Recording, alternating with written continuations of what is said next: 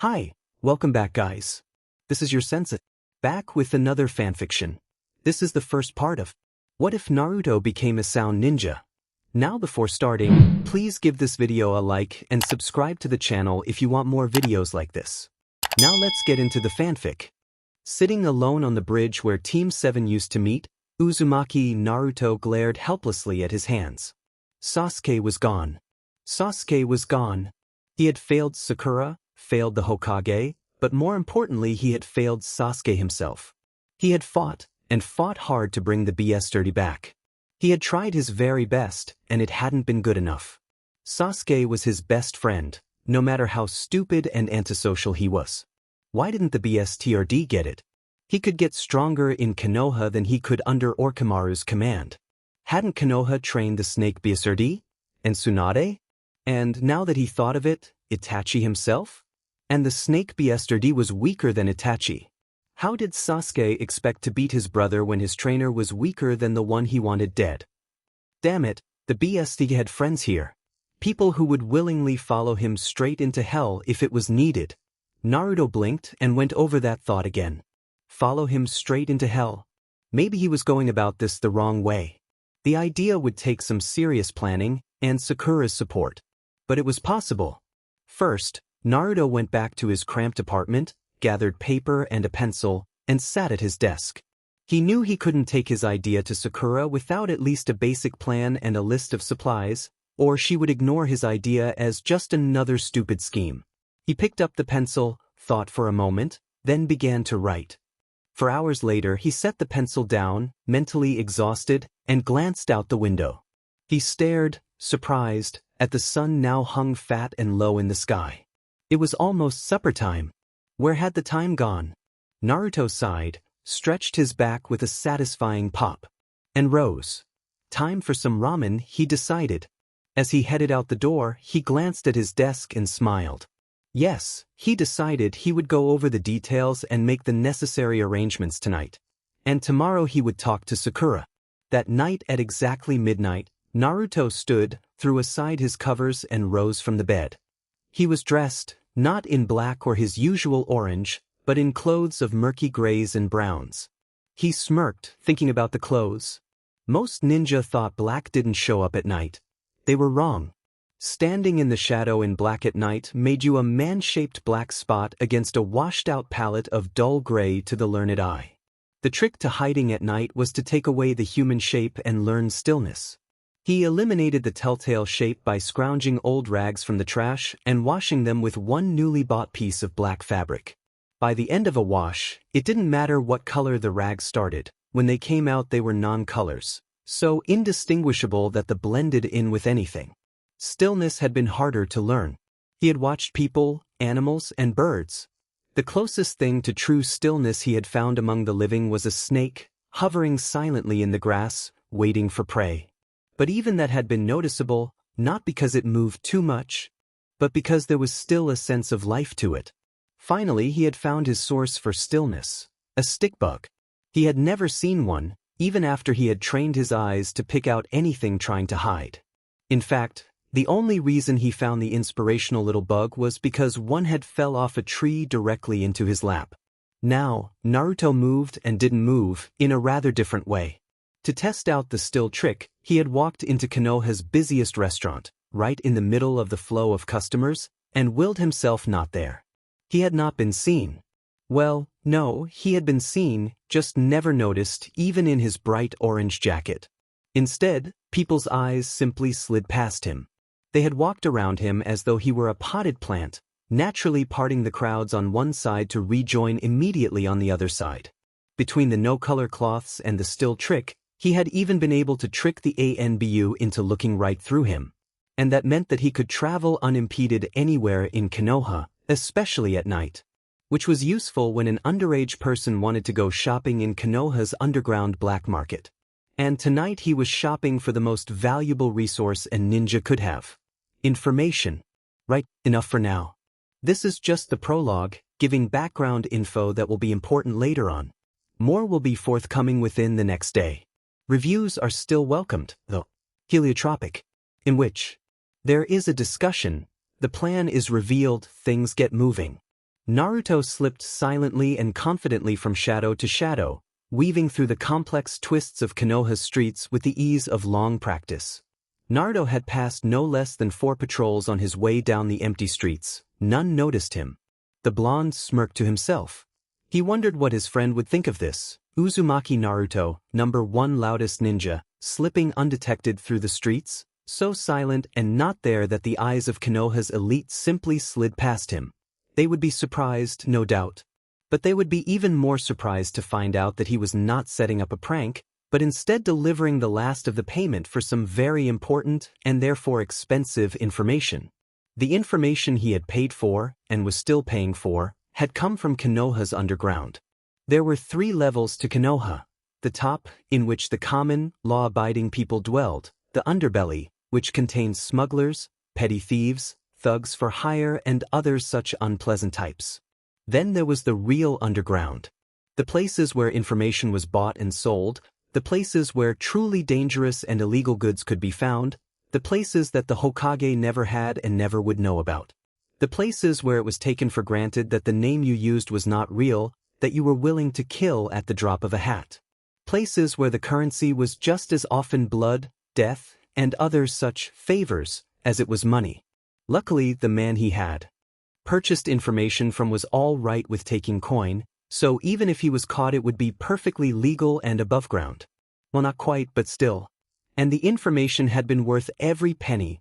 Patrol times for all of Konoha, who would work each patrol for the next 8 months, where the hidden entrances into and out of the village were located, how to activate them, and where to find the best cover. With this, all he needed was an excuse not to be seen for a few days and he would be well out of reach long before anyone clued in. And he knew what he would use as a cover too. He just needed to work up the courage to talk to her. Naruto is an idiot, thought Sakura. All week, he had been sneaking furtive glances at her. This was not unusual except for 2 things. 1, his gaze was a strange mix of calculating and uncertain instead of adoration, and 2, he was actually being subtle. If the silly blonde didn't say what was on his mind soon, she was going to corner him and make him talk. In fact, she decided impulsively, I'll do it right now. The whole of the Rookie 9 had taken to meeting for lunch in the middle of Training Ground 31, which was usually abandoned. This meant that lunches had evolved from a slightly uncomfortable silence between the 2 remaining members of Team 7 into a rowdy affair including sporadic attacks on various members of the group by other members of the group, yelled insults and anyone and everyone, and the use of soba as a new and deadly weapon, don't ask. The yelling was done mostly by Ino, Kiba and herself, not Naruto, to everyone's surprise. In fact, Naruto had been a lot quieter and more thoughtful lately, which surprised many, including Sakura. But she, unlike the others, was surprised by the fact Naruto was showing the people around him who he was, not by the fact that he actually had a quiet side. And he's still staring at me. Sakura growled under her breath. Enough was enough. With how chaotic things were right now, no one would notice her drag the blonde off for a little chat. As Ino planted a fist into Kiba's face and another fight broke out, Sakura edged closer to Naruto, who was staring off into space. Then, as the brawling pair became the center of attention, she struck. Naruto was jarred rudely out of his thoughts by a hand over his mouth and a vice-like grip on his arm.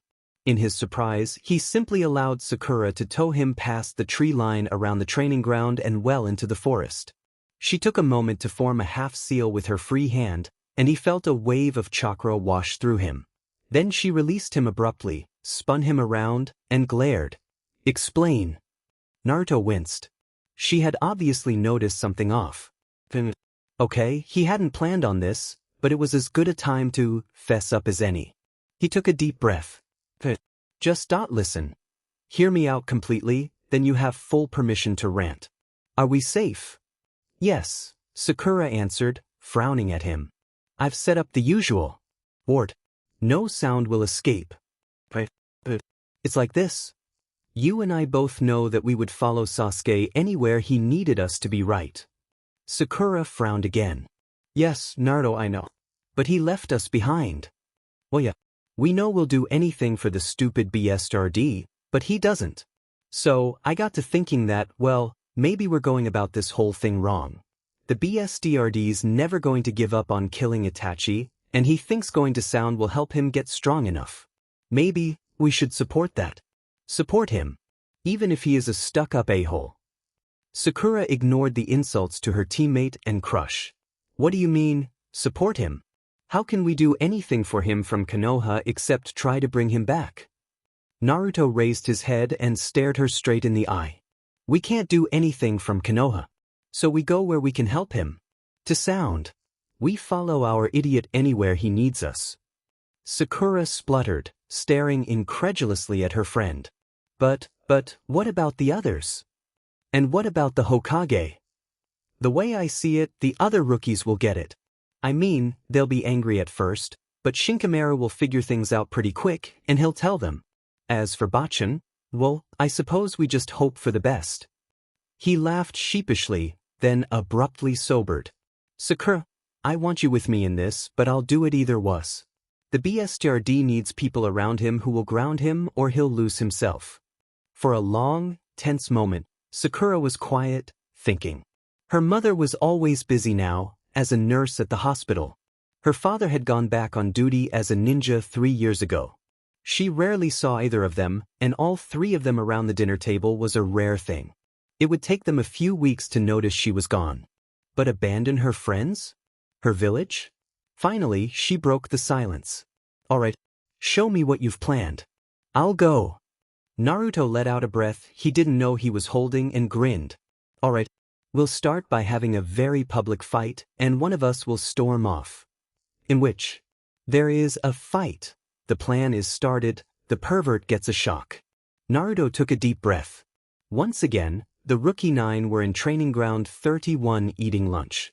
And it was time to get things rolling. He rose from his seat on the far side of the clearing, walking casually over to sit beside Sakura. Knowing that at least 2 of their friends were watching, they conversed in low, important-sounding tones for several minutes. Actually, they were talking about the weather and trying to hold back laughter. This was going to be fun. Sakura shifted slightly to the left, and Naruto took his cue. Abruptly, he straightened his back, allowing his face to go absolutely white, and stood. His metal lunch container clattered to the ground. The sound attracted more attention from the other rookies. Naruto willed his voice to quaver slightly. How could you say? He modulated the hurt and pain in his face and voice abruptly to rage. You have no right to say that to me. You weren't there. You didn't see it. How dare you? Sakura's face, which had been an artful blend of surprise and guilt when he started, changed to match his. She too rose, facing him squarely. How dare you? You aren't the only one who has seen, you idiot. I have every right dash. You have no right at all. Even if you had seen what I did, it's clear you have no idea what it means. They were nose to nose now, shouting at full volume. The other rookies watched, wide-eyed, as they went at it. None of them had seen either of the 2 this angry before, and certainly not at each other. How the hell would you know? You're just a... Sakura stopped speaking, her hands flying up to cover her mouth. Naruto. He stared at her, face white and eyes starting to bleed to furious red. You beach. Naruto's voice was low and rough with emotion. You absolute beach. Naruto, I swear I didn't mean dash. You meant every word and you know it. I thought you were different. His voice rose almost hysterically, but he closed his eyes and visibly reined himself in. I'm going to leave now. Haruno, you are not going to follow me. Or talk to me. Or come anywhere near me. You've made yourself clear. He jerked away from her, turning his back on the group. Shoulders hunched, head down, he seemed very small as he walked away. The group watched in silence. For a long moment after Naruto had faded from view, there was silence. Sakura took a deep breath, knowing that her acting now would make or break the ploy. So she did the only thing sure to deter question about the fight. She burst into tears. Sakura let out great, heaving sobs that shook her frame and buried her head in her hands. This spurred the rest of the rookies into action, Ino sitting down on one side and Tenten on the other. They rubbed soothing circles on her back while Hinata brought her some water and the boys stood in awkward silence.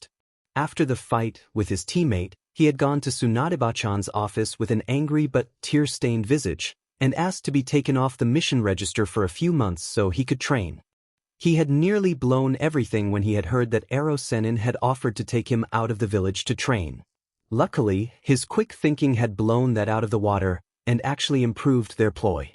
Naruto was only sarcastic when he was truly upset and off balance, so his comment of, "Right, 'cause being alone with only the pervert will really keep me safe," had fit right into his persona and made the Hokage reconsider. The plan was going well. Both he and Sakura would disappear into the forest for varying length of time to train, occasionally letting others see them. And they did use that time to train. After all, they would be no use to Sasuke if they were weak. And training was what Naruto was starting now. He had purposely picked a relatively open place and an exercise that took a lot of churka. Jiraiya had recruited most of the other rookies to go find him, so it was the perfect way to get caught. The exercise was one of his own inventions, a version of the water walking that would improve his balance, control, arm strength, and focus. He water walked to the center of the lake, and then focused as much chakra into the tip of one finger as he could. He allowed a controlled amount of the chakra to escape and shaped it into a point, then put the point on the water. He then did a one-fingered handstand, and began bending and straightening his arm. Naruto was doing one-fingered push-ups with his whole body held up vertically, and he was expelling a constant, focused stream of chakra through his finger to stay on top of the water. It was extremely difficult, and if he lost focus for even a second, he would plunge into the water. On his 63rd push-up on his second arm, he became aware of his audience.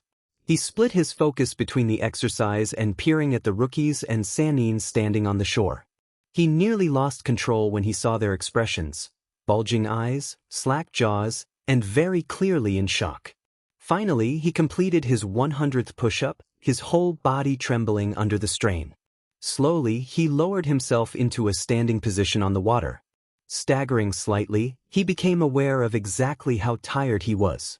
His body ached more than it had after the fight with Sasuke, every limb was trembling, he was soaked in sweat, and he was almost out of chakra. Slowly, ever so slowly, he made his way across the lake to where his friends, the Hokage, and Jiraiya were standing. Finally putting both feet on dry land was an amazing relief. His smile as he looked at the group was barely a shadow of his usual grin. "Hi guys. What you doing?" Tsunade snapped her jaw close. "Naruto, where the hell did you learn that?" He blinked at her, his tired mind taking a moment to register the question. "Didn't learn it anywhere. SMY own invention. I do it every day. Really hard, but I'm already stronger and I have way better control. Just really tired. Going home." As he shuffled away, he could hear Jiraiya's voice rise incredulously. "Every day? His own invention? This Tsunade. The kid's crazy strong already. He doesn't need me to train him. If we leave him to his own devices, he'll be stronger than me in a matter of months." Naruto smiled to himself and staggered his way home. Naruto trains, Sakura studies, people are impressed. It had been 2 months since the failed mission, and 5 weeks since Naruto had first let the others catch him training. He was careful to let them find him at least once every week, but just to be sure, he had varied the time between each incident so they seemed truly random. It had been 2 days since the rookies and company had caught him, but there had been 7 days between that time and the one before. He would let them see him again today. And he was going to make it impressive. He knew that Sakura had taken to letting them find her making or practicing modifications of techniques that already existed. Today, he was going to take a page from her book and start working on his idea for a modified Rasengan. The water exercise he had invented had been truly effective. He had practiced it every day and his control was almost 7 times better. On top of that, his chakra reserves had doubled and his already insane stamina was even crazier. That meant that he no longer needed a bushin or even 2 hands to make the Rasengan. In fact, since last week, he had been able to make and hold one in each hand for almost an hour. Both Jiraiya and the Hokage had taken to tagging along with the rookies when they went to look for Naruto or Sakura, mostly to make sure they weren't doing anything stupid. Usually they appeared around noon, so he had about an hour and a half before they came to watch him train. They knew better than to interfere. Both Naruto and Sakura had blown up pretty spectacularly when anyone tried. So, an hour and a half to figure it out. Well, he could work with that. BO000 odd. Inside Konoha Library, Sakura was poring over a book. Beside her was a rather tall stack of books she found useless and a significantly small stack of things she found helpful. Since this was not an uncommon sight to the other rookies, they took little notice of the books when they arrived to ask her to lunch. If they had paid closer attention, they may have noticed the low-level genjutsu cast on those books. If they had paid closer attention, they would have found rather a lot of books on current Konoha laws. If they had paid closer attention, they may have found a clue to the plans Sakura and Naruto were making. Sakura accepted the lunch offer without so much as one nervous glance at the books. She was proud of this fact for the rest of the day.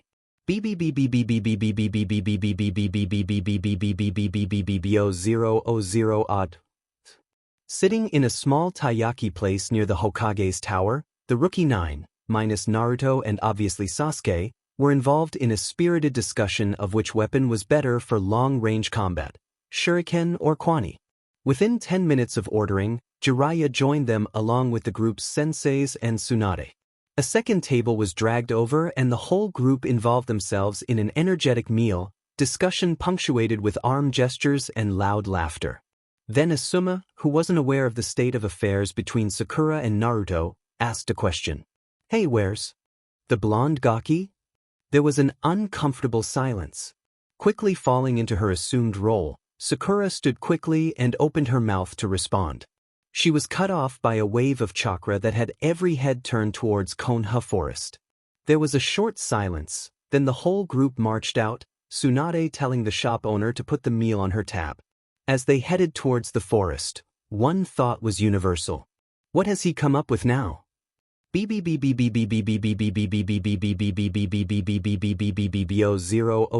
odd.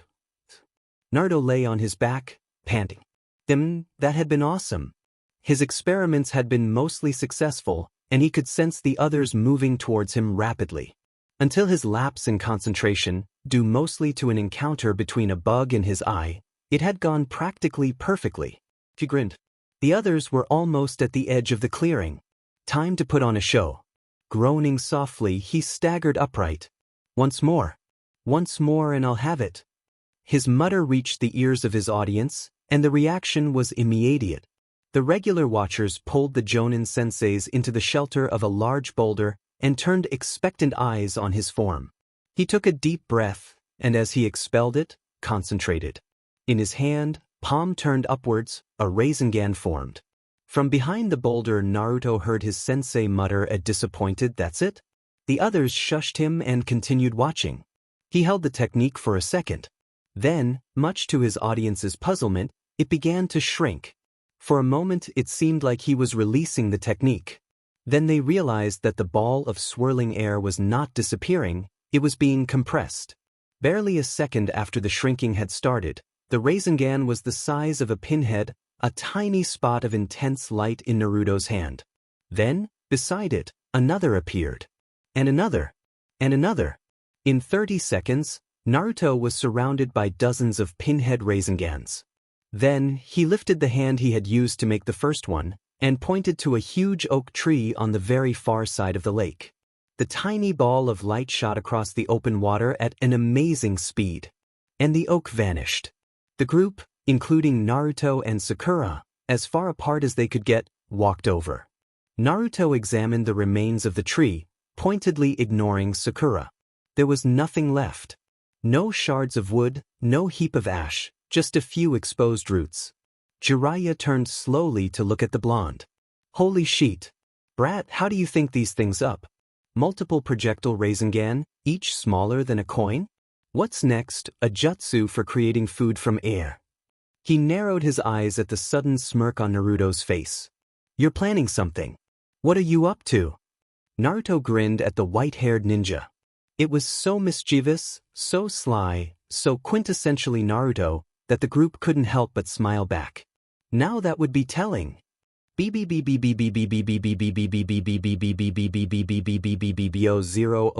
odd. Naruto looked out the window of his apartment. The sky was that peculiar shade of purple-black it only acquires when it's so early in the morning that it's still late at night.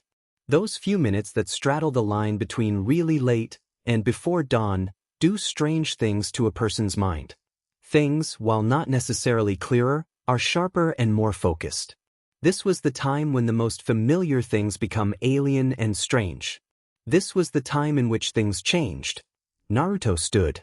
He changed swiftly into his non-color clothes, strapped on his weapons, and leaped from the window ledge to the roof of the next apartment building over. Hurtling over the rooftops at a remarkable speed, he made his way through the city to the forest completely undetected. Settling on the bough of a tree at the edge of the clearing and lake he had trained at, Naruto pried a large piece of bark off the trunk beside him to reveal a small cavity containing his newly created field pack. Over the course of the last few weeks, he had smuggled everything he would need for the trip to Sound to this spot. He slid the straps of the pack over his arms and settled it comfortably on his back. He checked the straps and making sure he had everything, then scanned the clearing.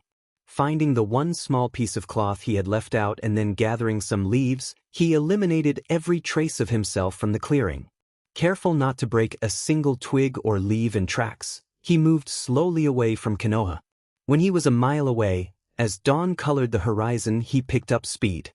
His friends had seen him today, and they were now used to his erratic comings and goings, just as he and Sakura had intended. They would not expect to see him again for at least 5 days, so he had a good head start for when they found out he was gone.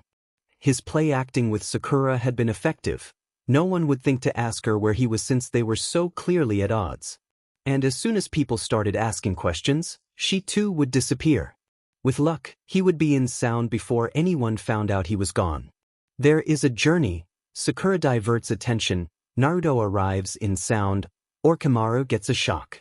The moon shone down in strange, flickering patches that slid over the forest floor. The thick canopy of trees concealed Naruto as he darted from branch to branch, little more than a rustle of leaves signifying his presence. When he moved, you saw a shift in the shadows. When he stopped, he wasn't there at all. Naruto knew he was being overly cautious, but it was better suspicious than dead. 3 days ago, he had been a Konoha ninja. Now, thanks to Sakura's cleverness and a little research into Konoha laws, he was completely separate. They couldn't even send Anbu after him once they found out, because, after much debate, he and Sakura had secretly emancipated themselves using an archaic law about clanless ninja. Then, just to ensure that the Hokage would have her hands completely tied, Naruto had given some very interesting documents to give to Iruka before she too disappeared. In the thin manila folder he had handed to her at their last meeting were documents stating his resignation from Konoha's ninja forces, a copy of his emancipation, and a written letter renouncing his position as a citizen of Konoha. It was now completely illegal for Tsunade to send anyone after him unless a mission was issued from outside the village. Luckily, Gaara was the only one who cared enough to do so. Naruto had, much to Sakura's horror, sent a message to Gaara explaining everything. His friend would reveal nothing. Landing high in the branches of another tree, Naruto stopped. Crouching on a sturdy bough, he examined his surroundings. This'll do, he thought. Without removing any of his equipment, the blonde curled up on the widest part of the branch, braced his back against the trunk, and went to sleep. Most ninjas were in the habit of making a camp when they stopped for the night. Naruto found this stupid. Why set up a camp you'll only have to spend more time taking down when you could rest much more easily in some hidden nook and just eat an energy bar in the morning? Cooking, hunting, and cleaning up simply added time to a mission, and sometimes that wasn't something a ninja could afford. So Naruto, quite comfortable on his high branch, slept until dawn. Sakura looked about her tiny apartment, sun shining through the window, and sighed. A week ago, she had discreetly moved her things from her parents' home to this small apartment. She wasn't sure they had noticed yet. And did it matter? They saw so little of each other that it was doubtful they would think anything of it when they did find out. She frowned, slightly worried. Had Naruto left yet? They had agreed that Naruto wouldn't tell her when he left, so she had a better chance of acting properly surprised. Well, time to add to their little ploy. Sakura stripped off her pajamas and donned a slightly rumpled shirt that didn't hang quite right and her most comfortable pants. She brushed most, but not all the knots from her hair, and didn't touch her usual makeup. Then she rubbed vigorously at her eyes until a glance at her mirror showed her they were red-rimmed. She lowered her head slightly, hunched her shoulders, and shuffled out the door. 10 minutes later, she stuck her brightest smile on her face and ran to meet the other rookies. Ino frowned and exchanged glances with the surrounding rookies. Sakura, who was giggling at Lee's latest bid to win her heart, did not notice. Sakura's smile was painfully false, her usually immaculate appearance slightly rumpled, and her whole posture screamed unhappy. Shinkameru, with his quick eyes and quicker mind, had noticed first. He had leaned over, whispering into Ino's ear, and from her to the others the observations slowly made their circuit. The rookies were worried. Something was going on. Ino could think of only one person who could put her in this state. To test her theory, she casually asked the other girl, "Hey, forehead girl, have you seen Naruto?" Sakura's brittle smile wilted around the edges. Earlier this morning. He's probably off training by now, though. Ino's eyes narrowed slightly, and she glanced around to see the others had drawn the same conclusions she had. Another fight. Obviously seeing their silent communication, Sakura quickly broke away from the group, calling over her shoulder, "I should probably get training myself. See you guys later." She walked rapidly towards the forest, and was soon gone from sight. Light played across Naruto's face, as he basked in the sun for a moment. With a reluctant sigh, he rose and checked the straps on his gear. Grabbing an energy bar to munch as he traveled, the boy crouched, leaped, and was on his way again. Given the direction and speed he was traveling at, Naruto estimated he would be at the gates of sound by late afternoon. He grinned. And boy, are those sound nins in for a surprise. Sakura had at least another 2 days before people started wondering where he was. Once they thought to tell Sakura that he had disappeared, she would act surprised, then cynical. She would tell the Hokage that she had expected something like this, but hadn't expected it so soon. She would tell them she had had another fight with him, and that Naruto had let slip that he wanted to leave. Then, after she had deflected any suspicions off of herself, she would leave his documents with Iruka along with her own. Naruto sighed. That was the only part he felt truly guilty about, leaving his dear sensei behind. Naruto had hidden a letter explaining everything and the reasons for their departure wedged under a stone on top of the Hokage monument. Eventually, they would find it. And hopefully it would be enough. Sabuka no Gaara leaned against the wall, reading Naruto's letter for the 3rd time.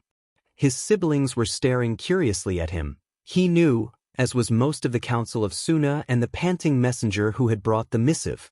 Slowly, ever so slowly, a smile stretched his lips.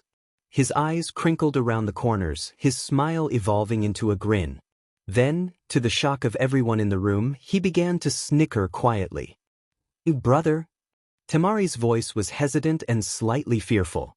Even though the people had slowly grown to like and trust the more emotional Gaara that had come back from the Chunin exams, this much emotion was completely unexpected. "Naruto." The affection in the insomniac's voice was clear. "He's pulled the biggest prank that Konoha will ever see." The amusement in his voice blindsided the group. The council of elders exchanged glances, wondering what, exactly, would make this prank entertaining to even Gaara. Temari reached for the letter, which her brother readily handed over, still smiling.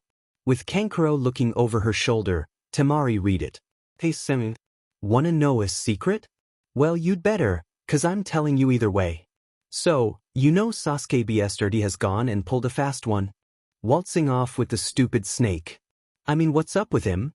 If he wants immortality so much, why is he wasting time with a stuck-up idiot? Well, Sakura, the pink-haired one, and I have decided that since the BSRD obviously can't take care of himself, we'd better follow him to sound and make sure he doesn't do something stupid. Wait, scratch that, he will anyways. So we're following him so he doesn't do something stupid without us to point and laugh, you know, to keep from inflating his already huge ego. I swear he lived alone in that district he owns because it's the only place with enough room for his pride. So yeah, Sakura's arranged things so that it's impossible for Obachan to send people after us unless there's a non-Konoha person to give them a mission. Since you're the only person outside Konoha who knows anything about me, I thought I'd explain everything well, mostly, before they roped you in. Anyways, you don't need to worry about us being on opposite sides or anything. I'll make Demon sure that the snake knows you and Temari and the face-painted wonder are off limits. Don't ask how. You really don't want to know. K, well, gonna end this here. Sakura's hitting B and telling me to hurry up. And I made some really awesome techniques. Come visit me at some point, we'll spar and show off to everyone. You know, I'm actually glad I have the grumpy old furball in me now.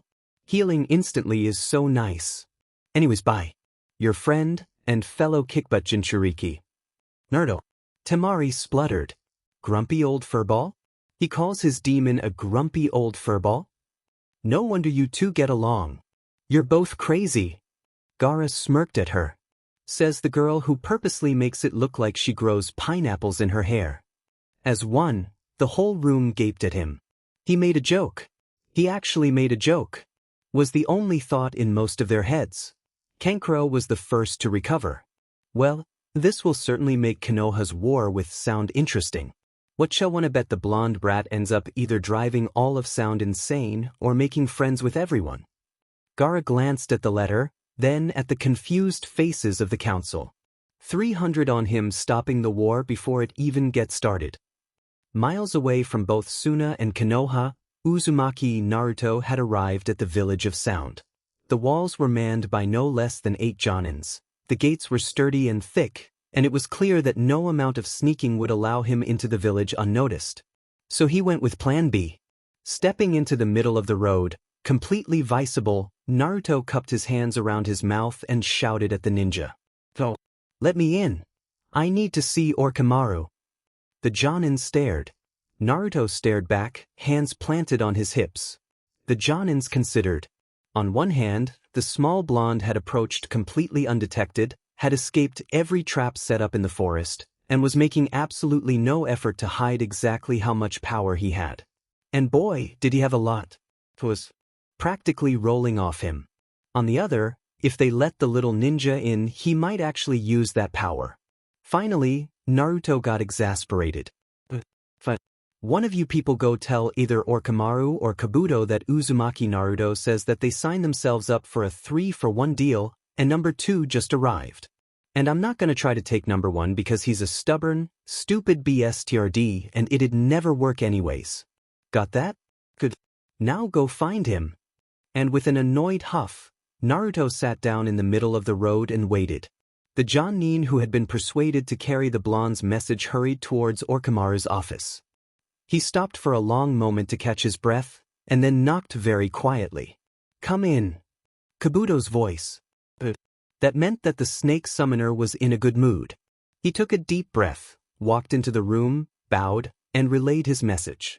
"Orochimaru-sama, there is a small blonde ninja at the gates.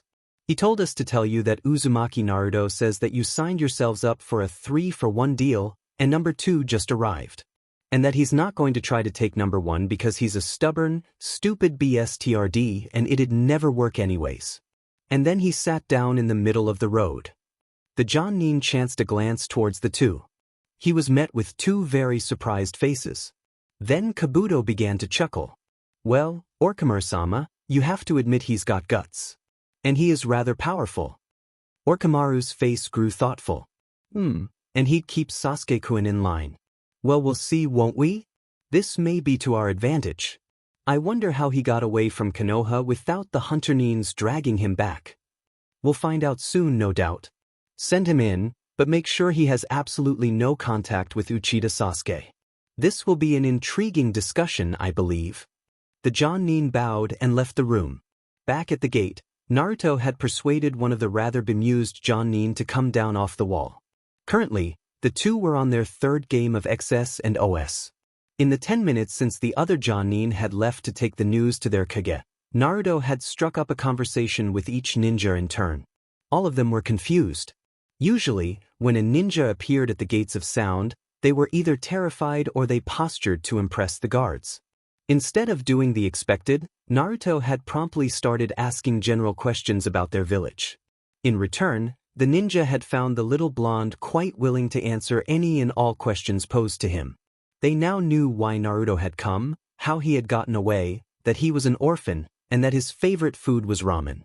The ninja playing XS and OS with him finally asked a question Naruto was hesitant to answer. "So, how did it happen? How did your parents die?" Naruto hesitated, wondering how much to tell them. Should he tell them about the seal? Why not?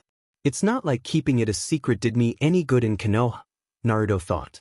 He took a deep breath. "I don't know who my parents were, but they died when the Kyuubi attacked. All the villagers except for old man Ikiar hate me too much to tell me anything anyways. See, the Kyuubi couldn't be killed, so they sealed it into a newborn baby."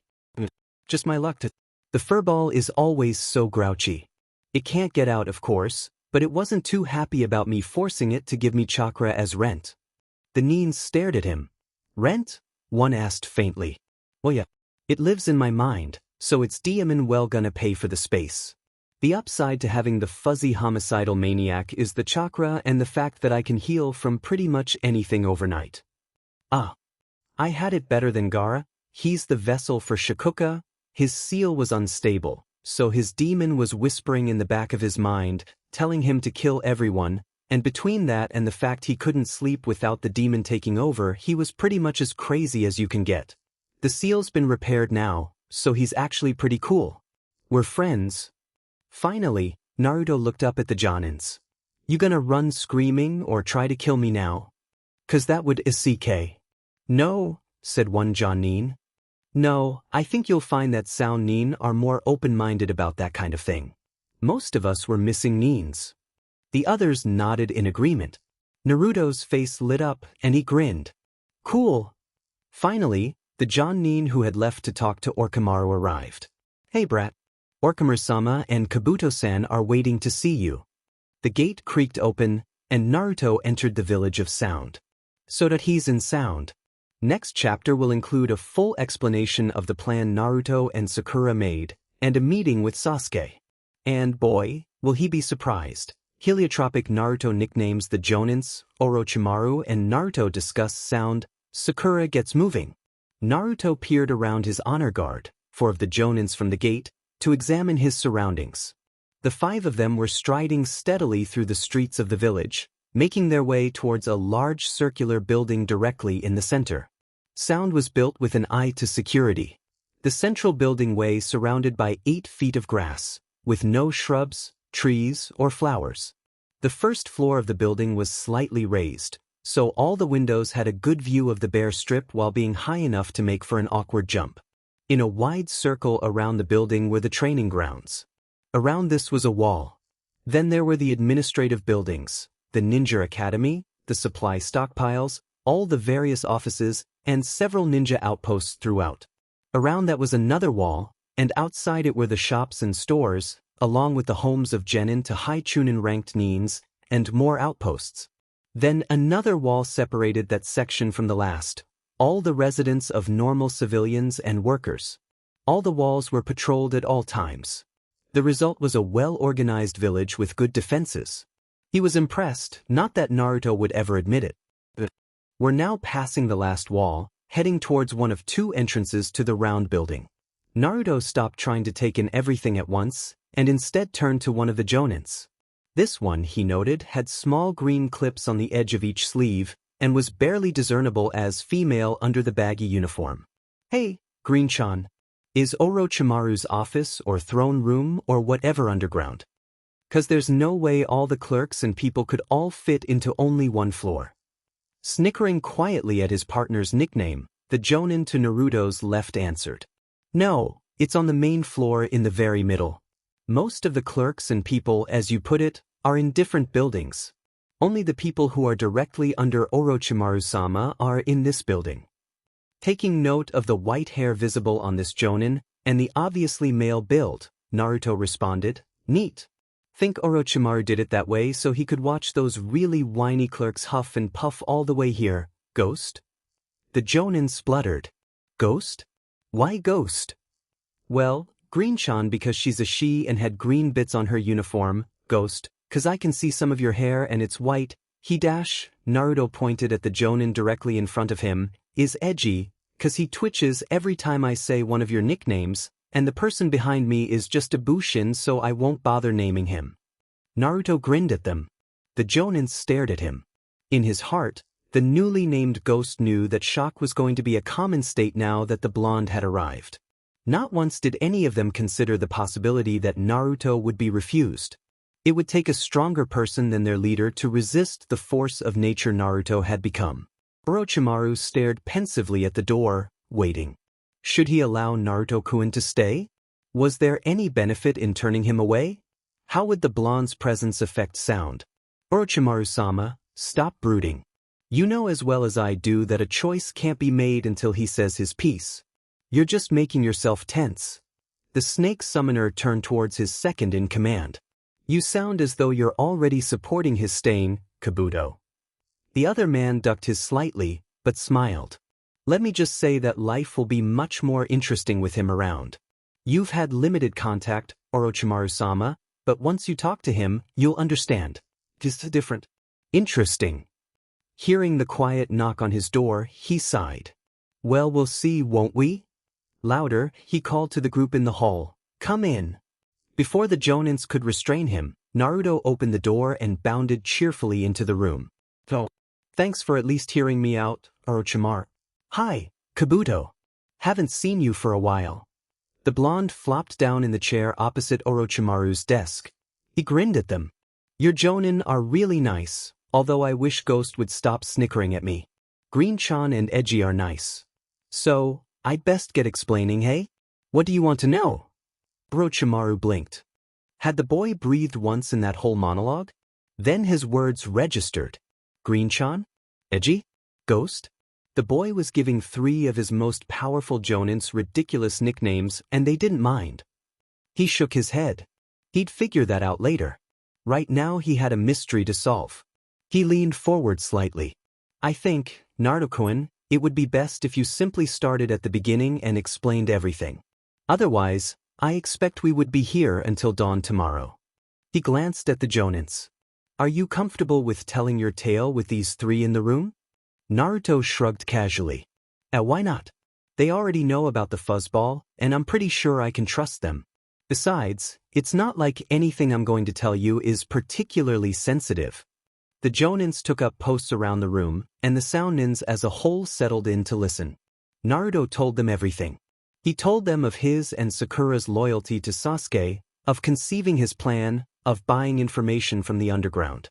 He told them about deciding to fight, with Sakura to throw suspicion off of her and give her time to escape when he disappeared, of the documents that made their leaving the village completely legal so they would not be named missing Nins. He told them of slipping past Konoha's patrols and out a hidden door into the forest, gathering his supplies, and finally arriving at the gates of their village. Orochimaru nearly choked on his own tongue when Naruto told him of playing XS and OS with Green-chan. When he finally ran out of things to say, he sat back. The blonde watched Orochimaru's face as he processed what Naruto had done, the fact he and Sakura had completely cut ties with their village to follow a friend. Finally, the man nodded. Very well, I believe that answers all my questions but one. Orochimaru laced his fingers. What can you offer to Sound, Naruto-kun? And what do you want in return? Naruto smiled genuinely at him. What can I offer you? Other than the fact I am a powerful ninja? Well, first, I can train your ninjas in the best stealth techniques that I've ever seen. The ones that let me get within a foot of the first wall completely undetected. And even then, they only saw me when I wanted them to. I can offer you a way to fix the Konoha mess. I can guarantee you open trading with Suna, if not completely tax-free. Oh, and with me you get a really good medic nin and genjutsu specialist, free of charge. The blonde imitated Orochimaru's posture and position perfectly, but ruined it by grinned impishly. Interested? The Soundnin stared. Then, slowly, Kabuto began to laugh. I apologize, Orochimaru-sama, but I told you so. Things really are going to be interesting around here from now on. One of the Jonins, Green-chan, snickered. Orochimaru sighed. All right, Naruto-kun, point made. Welcome to Sound. You are ranked Chunin presently, although you can take the Jonin test whenever you feel ready.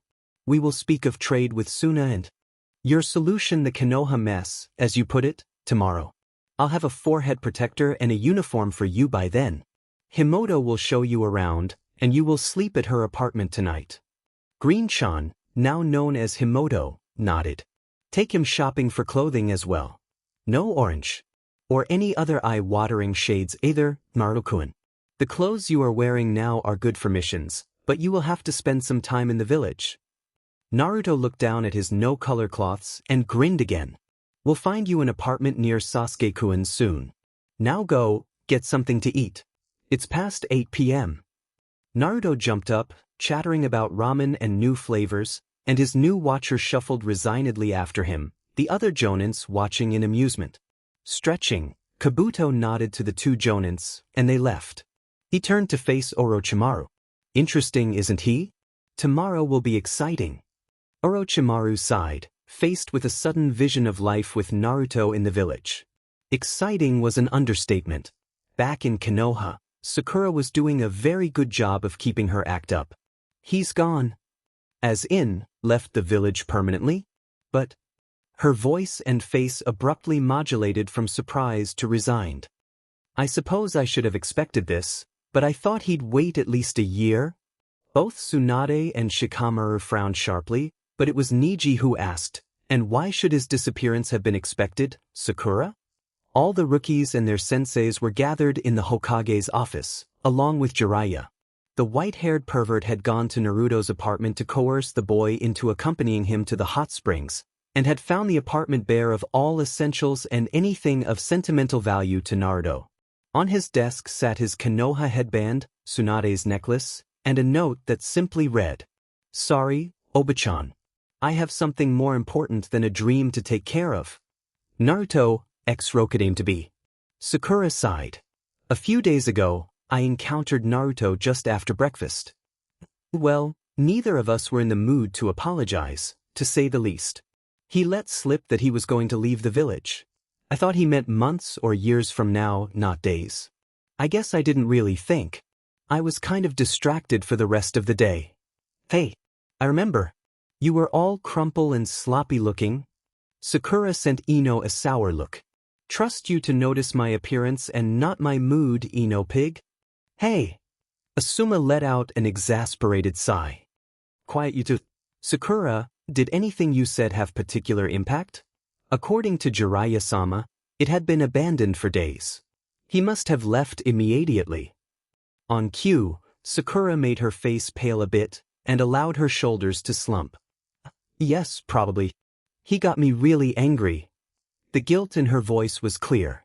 Asuma winced, realizing just how insensitive he had been to the girl. Sakura stood abruptly and faced Tsunade. I'm going to train in the forest for a few days. Need to think. I'll be back within 4 days, okay? Tsunade studied her for a moment, and then nodded reluctantly. Just don't overdo it, Sakura. No new jutsus without supervision. You can't heal like Naruto can. Sakura nodded and left. 10 minutes later, she went to the lake where Naruto had trained so often and sat beside the water, just staring over its surface. It took an hour and a half before her watchers finally left, and she waited an extra hour after that, just in case. Then she stood, fished her travel pack out of a hollow in the roots of a tree, and followed much the same path Naruto had days before. Just wait, she thought. Naruto isn't the only one with hidden strength. I said I'd do anything for my team, and I will. It would take the Konoha rookies 6 days to realize that she hadn't lost track of time and had disappeared. A day after that, they would find all of the documents Sakura and Naruto had left to make their stunt legal. And not an hour after they found those, they would find the letter Naruto had left on the Hokage monument, explaining everything. Kakashi contemplates the past, Sakura arrives, Sasuke is greeted, the Konoha group find Naruto's plans. On Team 7's little bridge, the one sensei stared down at the clear, swiftly moving water. Where had he gone wrong? Uchiha Sasuke, his prodigy, had been lured away by promises of power. Uzumaki Naruto had gone as well, most likely to hunt down and kill his teammate. His one remaining student, Sakura, spent maybe 10 minutes in his company in the last 3 days. And she and Naruto had grown strong without him. Having watched only one of Naruto's training sessions out in the woods, most of what he knew about the blonde was from his friends.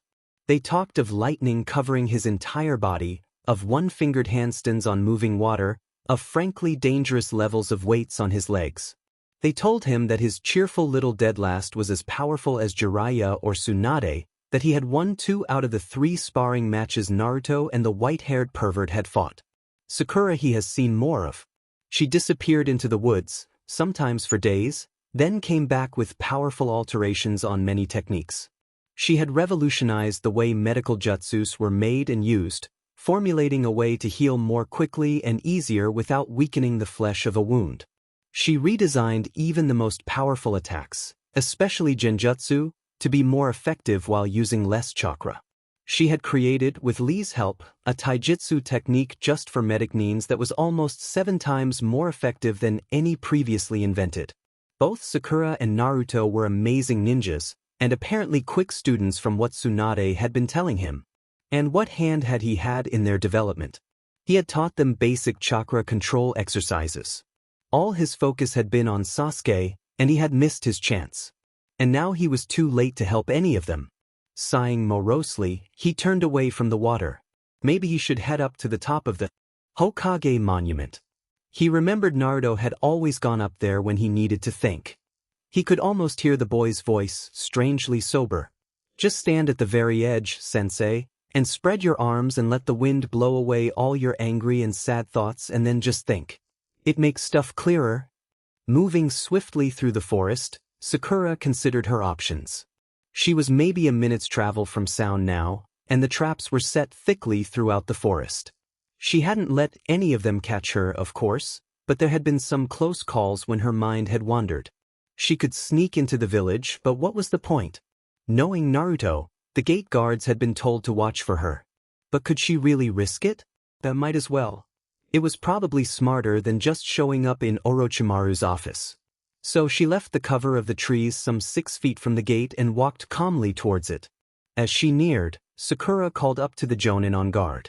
"Hey, I'm Haruno Sakura. My teammate Naruto should already be in there. Can you open the gate?" The Jonin glanced at each other, then one of them chuckled softly. "We'll let you in, girl. Naruto-kun told us you'd be here soon." She smiled up at the one who had spoken. "So you know Naruto well?" The Jonin, now identified as female, sighed as her fellow guards laughed. "Until about 3 hours ago, the kid was living with me. He needed a place to stay until the apartment nearest the Uchihas had opened up and someone had to pay for new clothes and food. I have never seen someone consume that much ramen in all my life." Sakura blinked. "The ramen bit doesn't surprise me. But Naruto shopping? That must have been hell. He hates shopping." The Jonin jumped off the wall and opened the gate, guiding the pink-haired girl through. "It wasn't so bad once he realized I wasn't going to make him get things he didn't like. He's got a pretty good wardrobe now, mostly in gray and blue." Sakura gaped at the Jonin, who smiled under her mask. "No bright colors whatsoever, and we trashed the atrocious orange jumper he brought with him. He doesn't need it to gain attention here." Sakura winced at the reminder of Naruto's treatment back in Konoha, and sighed. Clearly, it was different her. If Naruto was as accepted as she was beginning to suspect, she knew he would never leave sound, not for anything. A change of subject was in order. "So where is Naruto now?" "Naruto-kun is at Uchiha Sasuke's apartment, waiting for the boy to return from a mission. You can join him once we have you registered with Orochimaru-sama." Naruto stood silently, staring at the plaque on the door in front of him. Chunin. Alpha Division. The name of his teammate, his friend, his rival. The person he had half expected he would only see on the other side of a battlefield. And it would be only minutes before Naruto saw him again. Sasuke always entered his house back in Konoha through a window, and Naruto thought that was probably the case here too. He had already picked the lock and disarmed the traps. As soon as he heard movement from within the apartment, he would enter. He would see his friend again. Uchida Sasuke sighed in relief as his apartment building came into view. He deactivated his Sharingan and landed lightly on the wall beside his window, his feet adhering easily to the wall, just like he had been taught by Kakato. Now was not the time for painful memories and impossible dreams. He would never return to Konoha. His teammates probably hated him, and he would be expected to kill them if he ever found them. They were Konoha Nins, and he was not. Simple as that. He opened the window and slid easily into his sparse, impersonal residence. Dropping his pack to the floor, he missed the click of the front door opening. He rubbed a hand tiredly over his face. It had been a long day, a long mission. "Sasuke?" He froze. That voice. Sasuke turned around, saw the blonde hair, saw the lunge, knew he was caught, that he wasn't fast enough to escape the blow. He tensed his muscles, waiting for the hit. It never came. Instead, Naruto's arms pulled him into a warm, gentle hug. The blonde's mouth was right beside his ear. I missed you. We missed you, BSRD. We won't leave you. A second pair of arms wrapped around both boys and pink strands of hair tickled his cheek as Sakura joined the hug. For a moment, he wasn't in sound, he was in a graveyard in Konoha, his teammates comforting him in a moment of weakness. He hadn't noticed the tears on his face then either. In Tsunade's office, Kakashi and the others read the letter he had found on top of the Hokage monument. Dear everyone, if you found this, you know that me and Sakura-chan are gone. Don't worry about us, we're safe. We are going after Sasuke BSRD. He can't take care of himself, he's got no common sense, and he honestly needs us more than you guys do.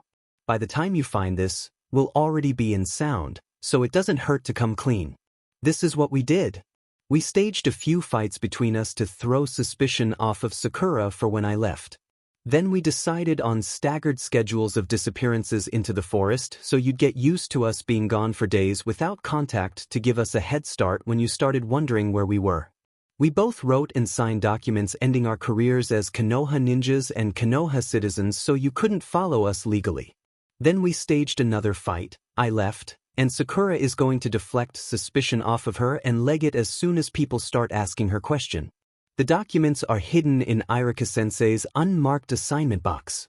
Tell him I'm sorry I didn't get to say bye and that he should look in the little nook in the plaster for my headband he gave me. The other one has already been left on my bed, but it isn't the important one. Me and Sakura will try our best to not fight against Konoha, and I have a plan to make the war stop before anything really happens, but Oba-chan won't like it so I won't tell you. Sakura says hi and sorry for the trouble and to tell her parents everything because they won't mind anyways. Niji, I know you know about the fuzzball. Go ahead and tell people, Oba-chan can fill in all the holes and stuff. Shikamaru, you lazy butt, if you don't get off your butt and ask you know who about you know, I'll tell Ino about the peanut butter incident. Hinata, you'd be really cool if you stopped stuttering. You're way cooler than those idiot clansmen of yours anyways. Sorry I can't fulfill my promise, Bachan. This is more important than being Hokage ever was or will be. Love you and bye. Sakura and Naruto. P.S. Kakashi-sensei, stop moping and do something useful. There is nothing more pathetic than you when you're pitying yourself. And listen to Irika-sensei, he's a lot more sensible than you are. Sakura. Sakura sighed softly, lifting her head from Sasuke's shoulder even as Naruto disentangled himself from the group hug. They had stayed twined together for several minutes, and none of them were enthusiastic about moving, but Naruto and Sakura had a story to tell. And it was a story Sasuke needed to hear. So, that was sappy. Well, what can you do? It just wanted to be that way, and it foiled all my attempts to make into a chapter of substance.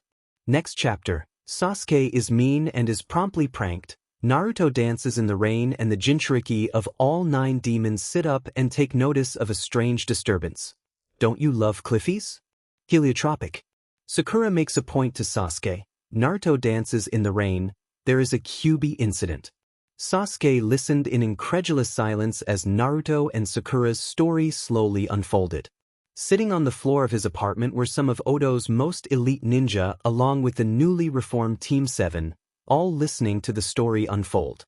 Although the Jonins along with Kabuto had already heard the whole tale, they too were listening raptly. The joint explanation was much more detailed than what Naruto had told them in Orochimaru's office. After almost 2 hours of talking, the story finally wound down.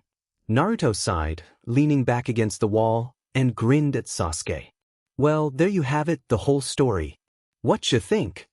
You gave up your friends, your family, and your whole life as Konoha Nins to follow someone who knowingly betrayed you. Sasuke's voice was flat. You're both stupid and crazy. Sakura looked at Naruto. Naruto looked at Sakura. Would you like to do the honors, or shall I? Naruto asked the pink-haired girl courteously. Sakura smiled pleasantly at Naruto and leaned over. She smiled at Sasuke and hit him across the face with all the strength she could muster. The boy's head snapped back and he went tumbling over, caught completely off guard. Sakura stood over him and hauled him upright by his ear. She leaned down to whisper to him, "Listen up, you arrogant sod. I may like you, I may think you're cute, but you won't be talking like that to me ever again. You think this was for you? Well, for Naruto it was. You're his precious person. My reasons are different.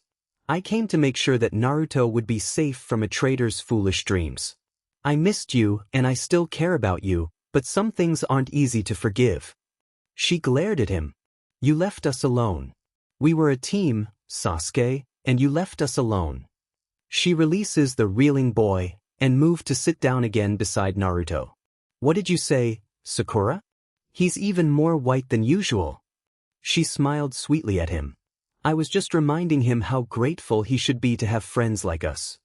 Naruto blinked, slightly suspicious, but accepted her explanation. He sighed, stretched, and looked out the window. Hey, it's raining. He bounced to his feet, completely ignoring both the Jonins and his teammates to stick his head out the window.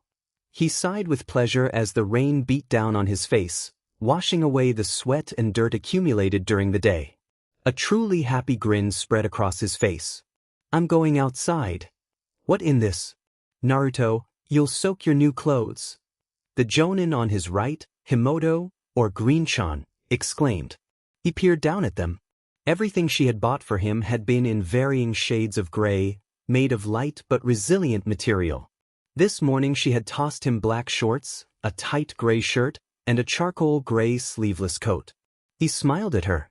Hey, if they can't stand up to a little rain, why do you buy them for me? You chose this stuff, 'cause it's durable and all. Besides, I like the rain. Who cares about getting wet? That said, Naruto bounced to his feet and was out the window and on the street below before any of them could really react.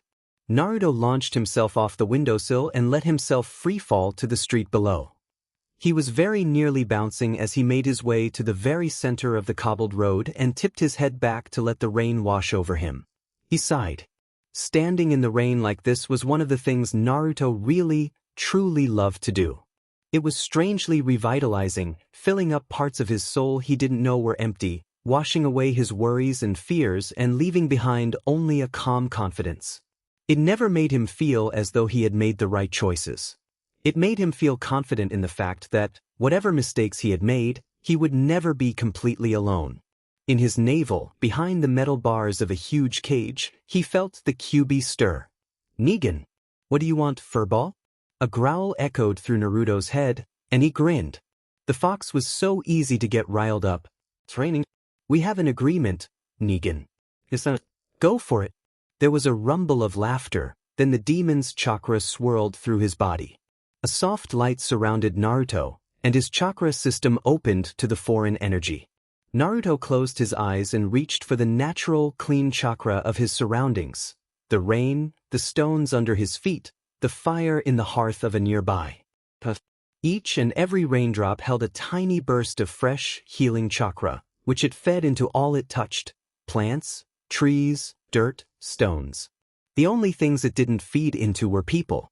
Their chakra systems were too defined, they weren't open to the energy that constantly surrounded them. Without the fox, Naruto would have been the same. However, a while ago he had struck a deal with the nine-tailed demon. In return for allowing the fox to feel and see through his body, QB opened him to the only source of power that would literally never run out. Water. More specifically, rainwater. Chakra in every drop. Naruto's eyes flew open. Of course, he could sense every single drop. It only took about a minute for the rainwater to completely fill his huge chakra capacity. The rest of the energy just went sliding off. So he didn't need to be hit by the rain anymore. And what better dodging practice was there than dancing between raindrops? Sasuke sighed, sitting in the single chair by the table. From the window, Kabuto, Sakura, and the Jonins watched Naruto stand with his head tipped upwards for just over a minute. Then, to their surprise, he began to move. It wasn't the movement that had them staring, it was the way he was moving. Eyes closed, face a mask of concentration, Naruto was moving in a smooth, fast pattern, arms and legs moving, his whole body swaying as though he was dodging thousands of projectiles at once. Slowly, a pattern became visible to the experienced ninja. It was impossible complicated and absolutely beautiful to watch.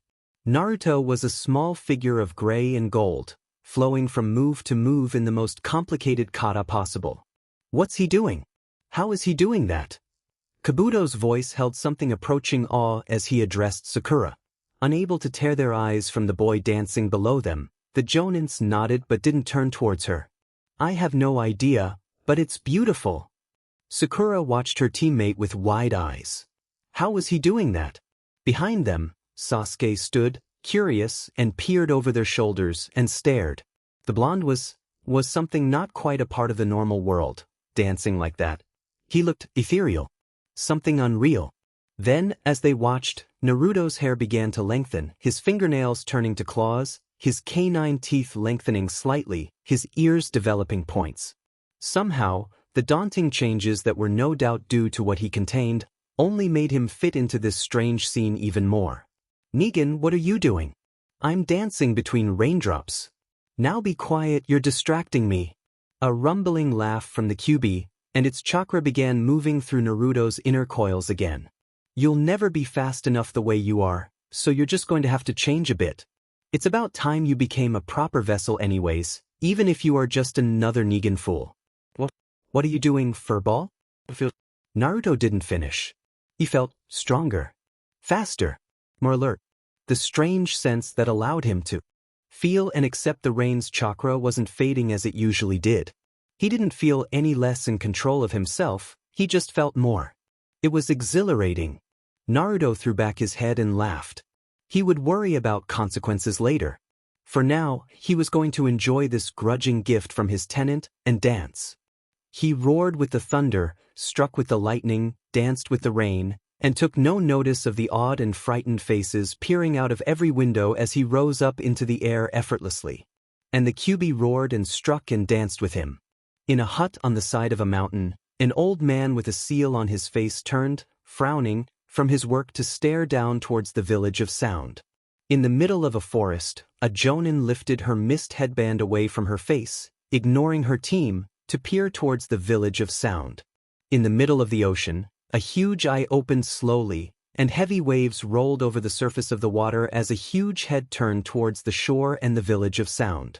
In a cage covered with sutras, a pale boy with scales running down his bare back stopped snarling at his captors to look towards the village of sound. In Lightning Country, a girl of 5 leapt out of her bed and raced to her window to stare intently towards the village of sound. In a cave in the side of a mountain, a boy lifted his face from a wolf's fur to peer out into the night, staring in the direction of the village of sound. In a cell deep below the village of snow, sightless eyes turned slowly in the direction of the village of sound. In Suna, a redhead in Kage's robes felt a jolt of energy, and turned his face away from his advisors to look towards the village of sound. In the village of sound, Naruto danced with his demon as sliver chakra dripped off his floating form. And the village watched a Jinchuriki release his power. Well, it's kind of late and I'm not really sure about the way Sakura acted, but I think it turned out pretty well. This chapter just didn't want to get written. Heliotropic Naruto meets the villagers. Gar discovers some interesting information. Naruto prepares for a mission. The storm had lasted for 4 hours before tapering off, and Naruto had not paused once in his dance with the elements.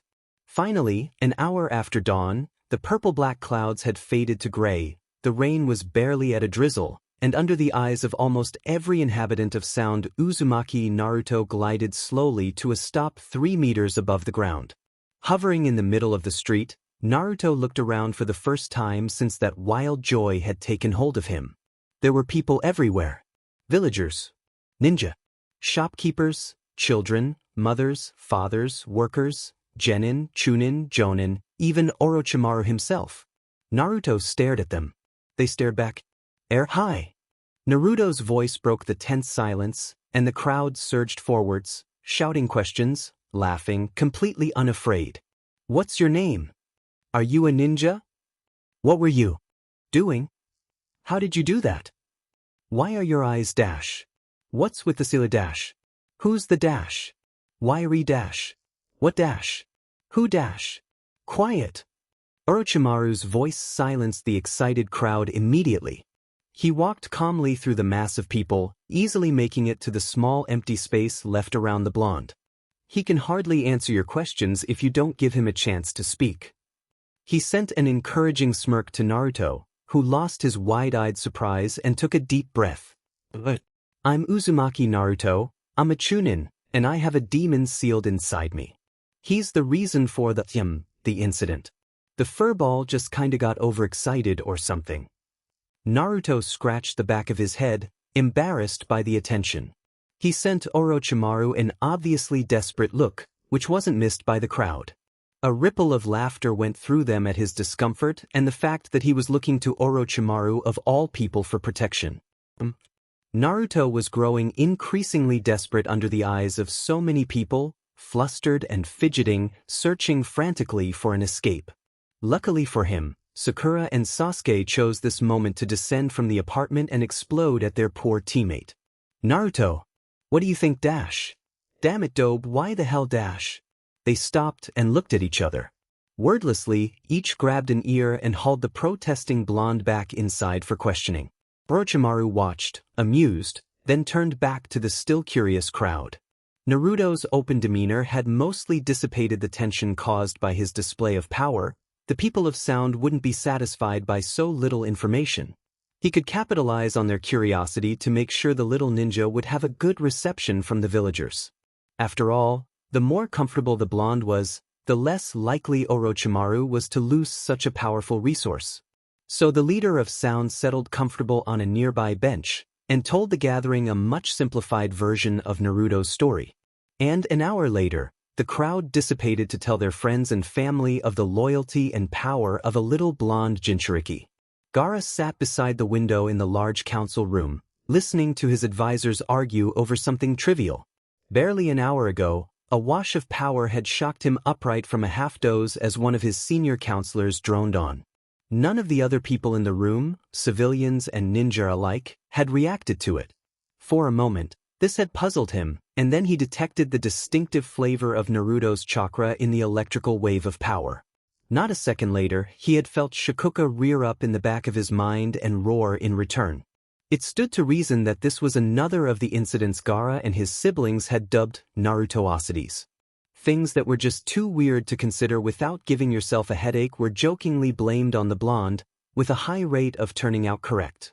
A knock on the tall doors to the council room distracted the redhead from his thoughts. Relieved to find something other than the tedious meeting to focus on, he called, "Come in," before his advisors could dismiss the messenger. The doors creaked open, and an out-of-breath genin focused on Gaara.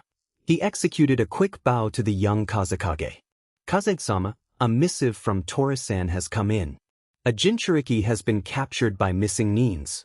Gaara frowned and rose, following the genin to his office and ignoring the counselors. As soon as he had taken up his father's robes, the redhead had put the vast spy network at his disposal to finding others like himself. They were told to find them, watch them, and report back. No interference unless absolutely necessary. Tora was the code name used by the agent he had posted on the border of Fire and Lightning Country. He turned to the genin as he entered his office. "I have a job for you. Low C-class. Go to Oto, the front gates, don't enter. Tell the guards to tell Uzumaki Naruto that a brother is in danger, and to meet me in Hosotura as soon as possible. Go." The genin nodded, and turned towards the mission room to grab his team. Hosotura was a tiny village that sat on the border of lightning and fire, and was the perfect starting point for a retrieval mission. No ninja, no local lord, and enough shops to stock up from for a mission. Gaara opened the door to his office, and didn't bother to sit down before he snapped, "Report," to the agent standing in front of his desk. He listened, frowning. 12 missing Nin, 4 A-class, the rest B-class. They were planning to travel to the heart of Fire Country and sell their captive to the Akatsuki. Were they fools? The Akatsuki would rip them apart. And how were they containing the Jinchuriki? According to his sources, even the weakest of those found so far would be able to escape long enough to find a place to hide. As soon as his agent stopped talking, he paged the mission office. "A-class mission. I need a team of 3 or 4 competent ninjas, Chunin or High Genin class for a retrieval. I will be accompanying the team, as what we need to retrieve is a Jinchuriki. Uzumaki Naruto will also be meeting us in the village of Hosotura. Opponents are 4 A-class and 8 B-class missing nines. Gaara's curt voice was loud in the mission room, and every nin there heard. His secretary squawked, but, Kazera. Surely you'll need more backup. Gaara snorted. Even without my sand, do you remember the reports from the last mission Uzumaki Naruto was involved in? I can beat all of the Jonins and most of the ANBU in a straight battle, and he put me in the hospital for 3 weeks. The backup is already overkill. He cut the line and nodded to the agent. You're to give the team they choose a rundown on the path the missing nins have taken and where you think they'll go from where they are now. After that you're dismissed. The other ninja bowed and left. Gaara sighed. Hefting his sand gourd onto his back, the Jinchuriki made his way to the mission room to meet his backup. This mission was going to be filed under virtuosities. He just knew it. Naruto sent a sheepish glance at his teammates. In the hour it had taken for the blonde to adequately explain the events of the night before, the changes Kyuubi's chakra had wrought on his body had slowly reversed themselves, until the only evidence of its presence in his body was slightly pointed ears and pointy nails. He was left feeling strangely empty without the connection to the natural world the demon had provided. He winced. Of course, that was nothing compared to the sheepish guilt Sakura's lecture about his tenant had evoked. Come on, Sakura. You know the grumpy old fox can't take over. And it's not like I'm relying on his power or anything. Naruto pouted, and both Sasuke and Sakura rolled their eyes. Oh, all right. Sakura relented, and stopped glaring at the blonde. Turning, all 3 of them gazed out over the road and forest. They were sprawled out directly above the main gate of the first wall, much to the Jonin guard's amusement. Staring at nothing as the morning sun beat down on his face, Naruto frowned slightly. He knew that Sakura and Sasuke wouldn't like it, but the link the furball had given him to the world around him had been amazing. He had been so much more aware. Maybe, if he could do it without depending on the furball. The furball? What? Could I do what you did? That connect Y thingy you did to let me get energy from the rain. Could I do that, all the time? Naruto felt the demon's caution and a strange apprehension. He frowned. Why would the fox be nervous? After a moment, it dawned on him. Don't worry. I'll still let you feel and see and hear and stuff. The deal isn't off or anything. I just want to be all aware of everything the way I was during the storm without having to use your chakra. Well, I suppose you are supposed to be my vessel. And since I can't get rid of you, fine, but choose a focus now. I want this over with. What? Choose a part of your body for me to change permanently. Once the proper chakra paths have been carved, you won't need me to induce the connection. Fine. My eye. My left eye. That way I'll get the connection thingy and look cool too. This will hurt. With no further warning, Kyuubi's chakra unfurled and shot into his eye. Naruto sat up and let out a yelp as sudden, sharp pain registered. In concern, both his teammates and the Jonins on guard duty turned towards him. Naruto clutched his head, covering his eye. After a moment the pain faded and the strange extra sense that he had discovered during the storm returned. Done. Do not disturb me unless there is a fight, Negan. Naruto lifted his hands away from his face and blinked his tingling eye. Sakura gasped. Your eye. Naruto blinked again, this time in confusion. His eye was just the usual red that went with using the Kyuubi's power, right? The Jonin on his right, whom he recognized as the one. He had nicknamed Ghost, offered him a small handheld mirror, usually used to flash signals to the other guards. Naruto peered into it. Purple. The furball turned my eye purple. Naruto's voice was perfectly flat. Naruto, why was the demon messing with your eyes anyways? You shouldn't let the Kyuubi do anything, let alone mess with your body. Sakura's voice was slightly shrill. Across from them, Sasuke snorted. Calm down. He's obviously not hurt, the seal won't break, and the demon's power is useful to him. The dobe is old enough to make his own decisions. Naruto cast Sasuke a grateful look and explained. Don't worry, Furball's chakra was only for making it, it's not running on his energy. My eye isn't a focus, he said. I can sense stuff like natural chakra and auras and other weird things.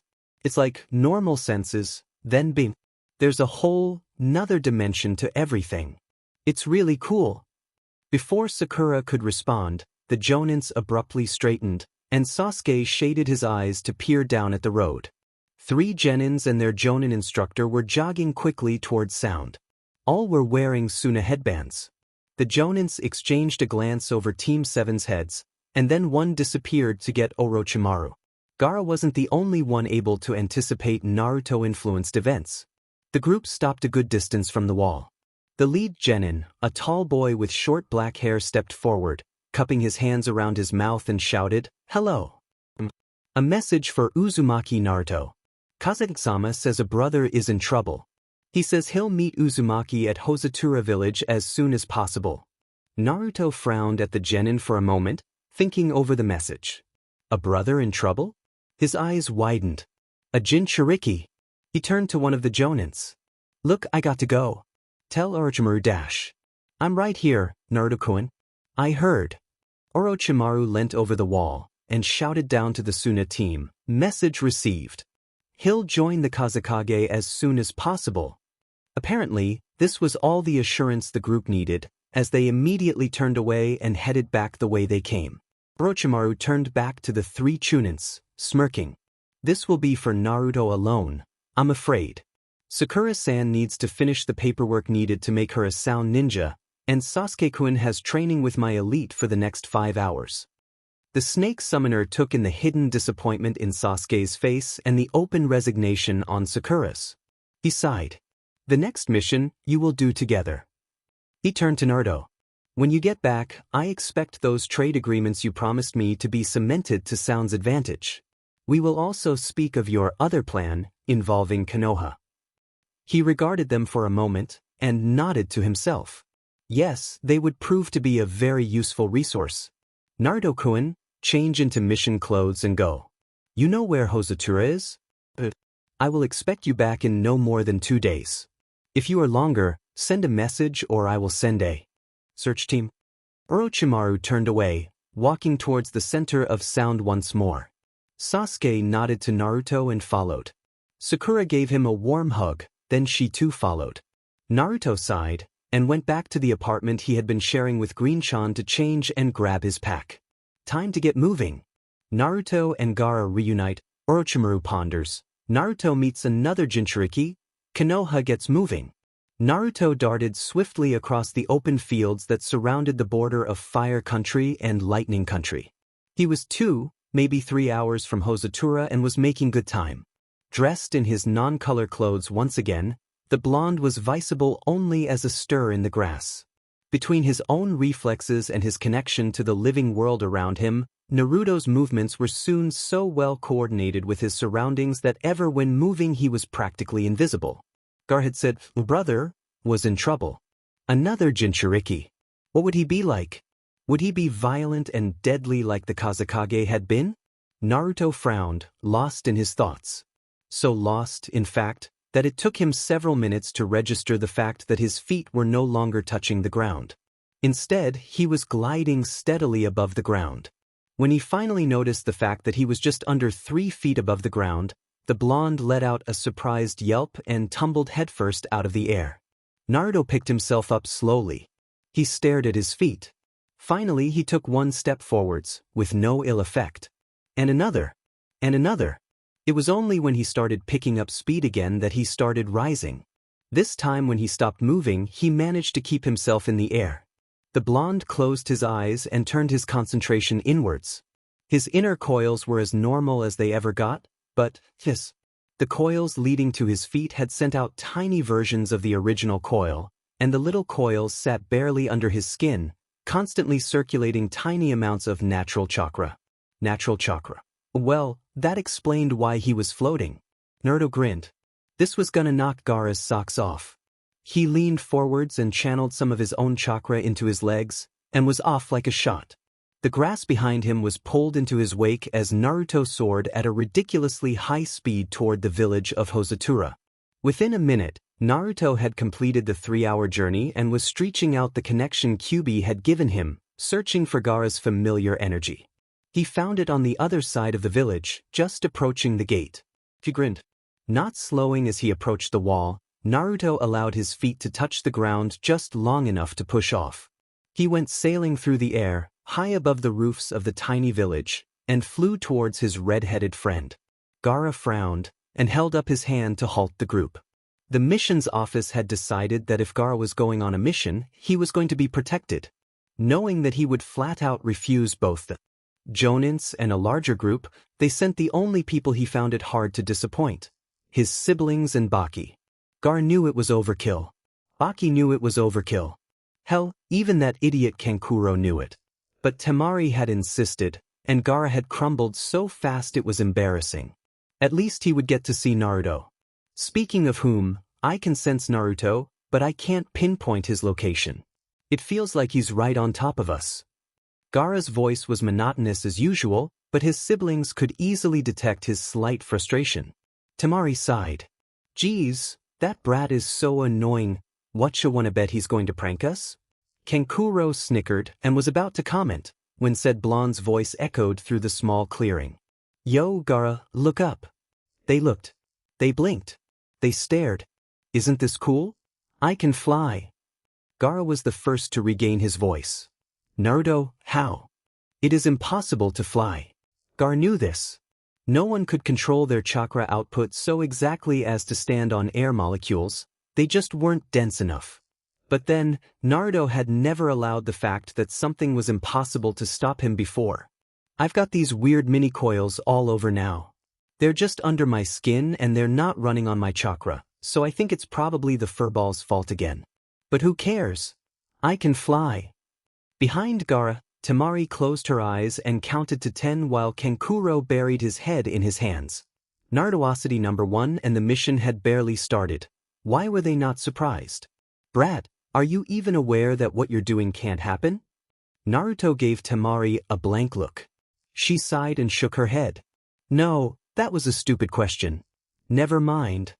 Naruto blinked down at her for a moment longer, floating slowly towards solid ground. Then he shrugged her comment off and grinned. Hey Gaara. Wanna come flying? Naruto clearly took Gaara's confusion for agreement, because one moment the blonde was swooping towards him and the next he was high above the ground and soaring at high speed, Naruto's arms tight around his waist. Ya-iya. Gaara's voice was heard for miles around as the Kazekage's terror turned to joy and the two Jinchuriki flew. Orochimaru stared at the paperwork on his desk, not really seeing it. Instead, his mind was turned inwards, deep in thought. He knew that taking the two Konoha genin in was, ultimately, a good choice. Both were too open to even be considered for spying on him, and he knew the way Tsunade's mind worked. She would never put either of them in unnecessary danger. But they were both stirring things up in sound. Himoto was one of his two Jonins, and the best poison specialist he had ever met. She was also, without exception, the most bloodthirsty man-hater in sound. Before Naruto had arrived, she had put over half of the male ninja population in the hospital at least once. Before Naruto came. Now most of sound called her Green-chan, and she didn't protest. And she didn't protest because she was too busy mother-henning a certain absent blonde. Shirshu Ikko was his stealth expert among the elite Jonins, although he now answered more often to Ghost than to his name.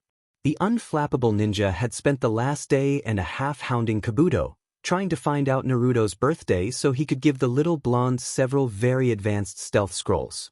Scrolls he point-blank refused to share with his fellow Jonins. His only comment, when asked, was that, the little guy actually snuck up on me.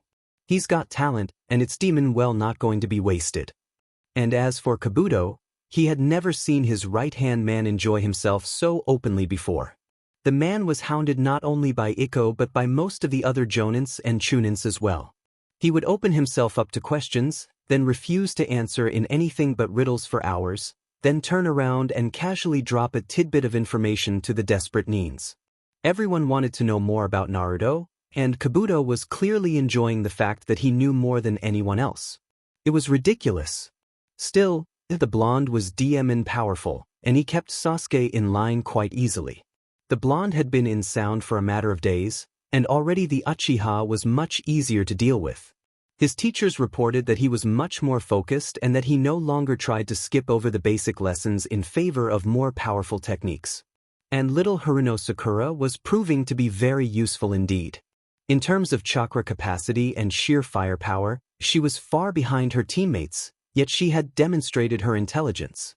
At the moment, the girl was with his medics, including Kabuto, showing them her variations on many medical techniques.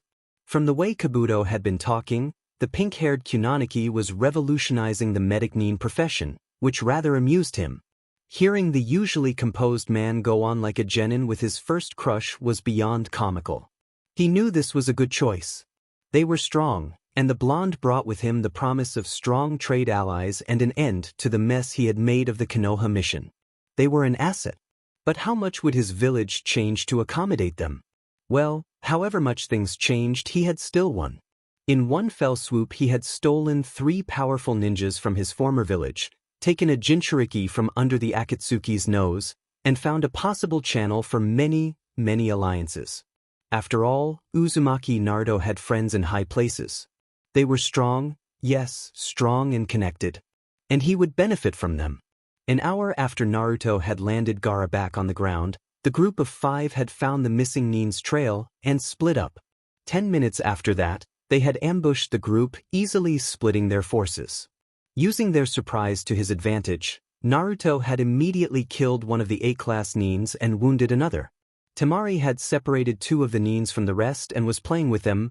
Baki had killed 3 and was currently fighting the one Naruto had injured and winning. Gaara was slowly leading the main body of ninjas away from an Ofuda-covered box, leaving Naruto to corner the remaining 3. He darted out from under the cover of a thick bush, throwing a single kunai before disappearing into the undergrowth on the opposite side of the clearing where he had driven his group. He grinned, listening to the surprised curses of the 3 missing nin he was fighting. 3 ninja. Geez, they must think I'm weak or something. Slowly, the blonde circled the clearing in which he had ambushed his enemies, watching them search frantically for the source of the thrown Kwani. He had them well and truly trapped. He had created several Kagebushin while they were still on the group's tail, and they had set up a complex perimeter of tripwires and chakra-coated traps that would explode if anyone other than himself crossed them.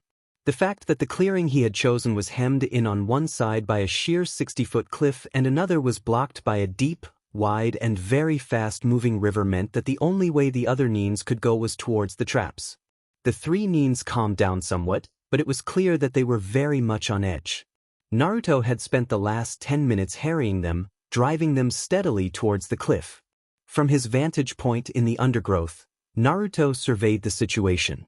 Barely 2 feet before they'll have their backs to the cliff. Good enough. With that thought, the blonde Jinchuriki stopped playing. Quick as lightning, he was among them. A strong kick to the female's head made her jump back, crashing into the cliff face and leaving her open for Naruto's kunai. One brutal swipe and she collapsed face forward in the dirt and her own blood. It had taken the blonde less than a second. That second was long enough for her teammates to distance themselves and settle into defensive crouches, however. Naruto grinned again, then lunged directly at the black-haired one on the left. He parried Naruto's punch and retaliated immediately with a knee to the stomach.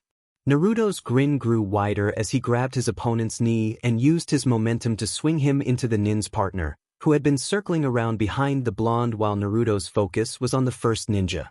Both went crashing to the ground, but recovered quickly. Silent and much faster than Naruto had expected, the 2 barreled forward and knocked him back several steps. He let the attack knock him over and used a handspring to bounce backwards. The move propelled him into the cliff face, which he used both feet to push off of into a vicious kick to the neck of the nin on the right. Had it connected, it could have snapped the missing nin's neck. The nin was fast, however, and brought his arm up before the kick could connect. Aah! The ninja cried out, Naruto's kick breaking his arm and knocking him off his feet. Before he could recover, the blonde was inside his guard, an arm around his neck. There was a wet snap as Naruto broke his neck and then he crumpled, dead, beside his female teammate. The single remaining nin was shaking, hands twitching, nearly dropping his kunai several times as he circled. Young, Naruto thought, young and grossly inexperienced. Are they stupid, thinking they could bargain with the Akatsuki? Naruto's inattention cost him, as the panicked ninja lunged desperately at Naruto, a lucky blow opening a deep cut from the blonde's collarbone to his waist. Naruto allowed himself to be pushed back, then body slammed the nin towards the edge of the clearing. The nin stumbled several paces back before he hit the chakra-coated traps. He had time only for a single, blood-chilling scream before the chakra charges overloaded and consumed his inner coils. He slumped to the ground, limp in death. Naruto stayed crouched for a moment, tense, before letting out a long sigh and sitting down with his back against the cliff. He took a moment to douse himself and water from the canteen in his pack, then stood. No use hanging around when in all likelihood the others would have already finished their fights. Besides, he was certain that the box they had been protecting held another Jinchuriki. It took Naruto all of a second to arrive back at the clearing in which the ambush had started, flying over the trees. He arrived just in time to see Kankuro and Temari double-team the last living missing nin, Gaara and Baki already heading for the box. Baki reached out, placing a hand on its side. A static charge skipped up his arm, and then the tall man was flying across the clearing.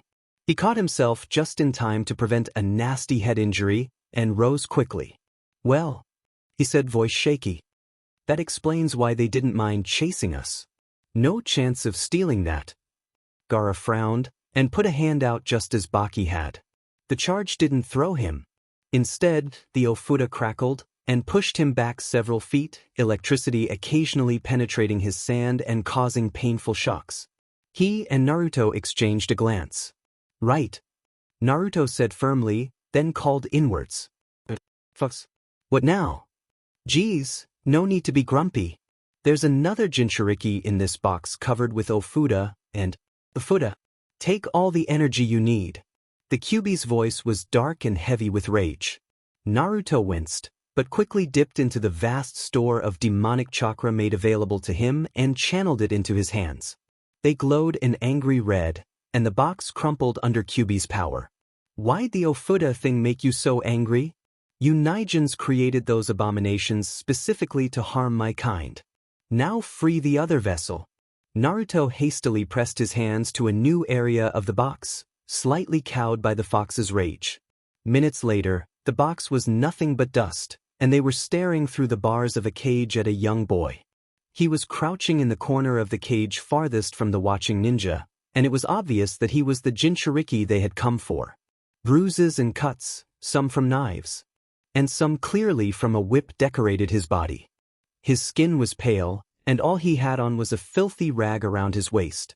Lank black hair reached his thighs easily. He had long claws, and on his forearms and torso, scales were visible. In fact, with his aggressive posture, dirty clothes, and half-narrowed eyes, he looked more animal than human. But to Naruto, he was family. It was clear that he was frightened, and Naruto couldn't blame the boy. He hadn't been able to see anything of the battle, but all of the retrieval group was spattered with blood. All the boy knew was that his captors had been killed, and he knew nothing about the strangers in front of him. Naruto knelt in front of the cage, close to the bars, and reached a hand towards the shivering boy. Quick as lightning, he lunged at the blonde's outstretched hand, sinking vicious fang into the other's wrist. Naruto didn't react to the pain at all, and didn't move his hand an inch. After a moment, the boy released his wrist, and watched with wide eyes as the deep cuts left by his fangs healed before his eyes. He looked at Naruto. The blonde smiled as gently as he could, his face open and unafraid. Slowly, the boy approached again. With a care that surprised the watching Sunanins, the boy made a small cut on Naruto's hand with his claws, and watched in fascination as it closed. He stared at Naruto, coming right up to the bars and touching the blonde's face. He breathed. The Sunanins frowned, not understanding the language he had used. Naruto's mind raced. The boy had spoken in the language used in the northern reaches of Wave Country. He had learned it in Irika's class. All genins were required to have a working knowledge of it. Finally, the language started to come back to him. "I am sacrifice. No, not I am one who contains other. Contains demon." The boy's eyes lit up. "You are like me. Will you free me?" "Yes. Yes, we free you. You are family. You have place?" Stay place. The boy looked away. I don't have a home. They threw me out 'cause I'm a monster. Naruto frowned and grasped the boy's chin, forcing him to meet Naruto's mismatched eyes. Not monster. Family. We who contain is guardians. Look after little snake, yes? Have home with us. Before the shocked boy could respond, Naruto stood. Channeling natural chakra from the ground into his arms, he wrenched the bars apart. The boy's eyes widened. Naruto smiled down at the boy and offered him a hand up. Tentatively, the other Jinchuriki grasped Naruto's hand and was hauled upright and into a warm hug. You family. Gar and me family too. We help, protect. You wanna... The boy sighed and snuggled into Naruto, basking in the unexpected affection. My name is Hiro. I Naruto, other is Gaara and blood family. Welcome, little snake Hiro. Leading Hiro by the hand, Naruto approached Gaara. He doesn't speak our language, he speaks one from Northern Wave. His name is Hiro, and he doesn't have a home. Would you mind if I kept him for a while? Gaara blinked. Go ahead, if you think Orochimaru would allow it. If not, he is welcome in Suna. Are you sure? The villagers He is welcome in Suna. The redhead's voice made it clear that anyone who took offense to this in his home village would not be alive very long. Naruto grinned and turned to the curious Hiro. Is settled. You come with me if leader Snake Man not like, we send you to Gaara. He protect good. Not like those who hate. Now, must discuss trade with Gaara. Naruto turned back to his friend. So, how would you feel about trading with Sound, O Kazahama? A thin eyebrow rose, and with Baki's input, the two began hashing out a trade agreement. Within 10 minutes, Hiro became bored with listening to the two argue in a language he didn't understand and wandered over to Temari.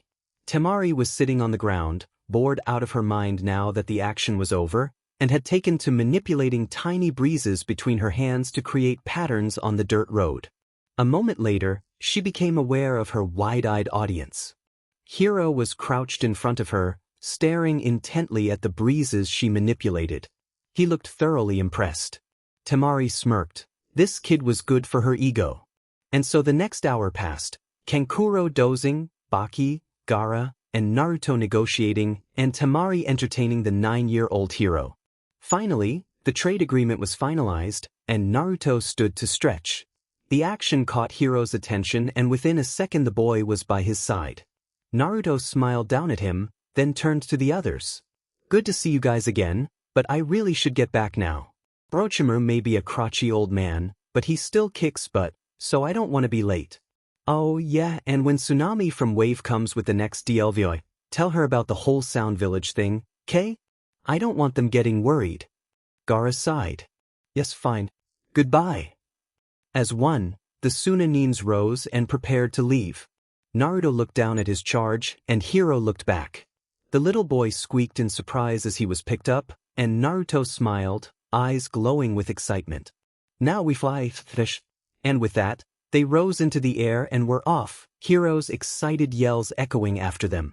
Gaara snorted. Temari, what's the count? 1. The flying. 2. The ambush plan. 3. The trade agreement. 4. The kid. 4 Naruto-osities in one mission. That comes in just under the record, so Kankuro owes Baki 10 and Baki and I owe you 10 Apis. Geez, just our luck, yeah? We finally arrive and he's not in. He's supposed to be the Kazekage, yeah. Yes. I do not wish to wait around for our target to return, Deidre. We will pursue him another time. Whatever you say, Sasori Dana. I just want this over with, yeah. Naruto and Hiro arrive in Sound. Naruto learns a lesson. Team 7 start the Konoha mission. Naruto grinned to himself, darting quickly through the air. He was 4 feet off the ground, and Hiro's delighted laughter drove the blonde to higher speeds. The other Jinchuriki was riding on his back, exuberantly urging Naruto faster and faster. They were now in sight of the main gates, and Naruto could see the Jonins grinning as they approached. Naruto landed easily a little ways from the gate. Sliding Hiro from his back, he called up to the Jonins on guard, "Hey, guys. I found Orochimaru's hidden love child.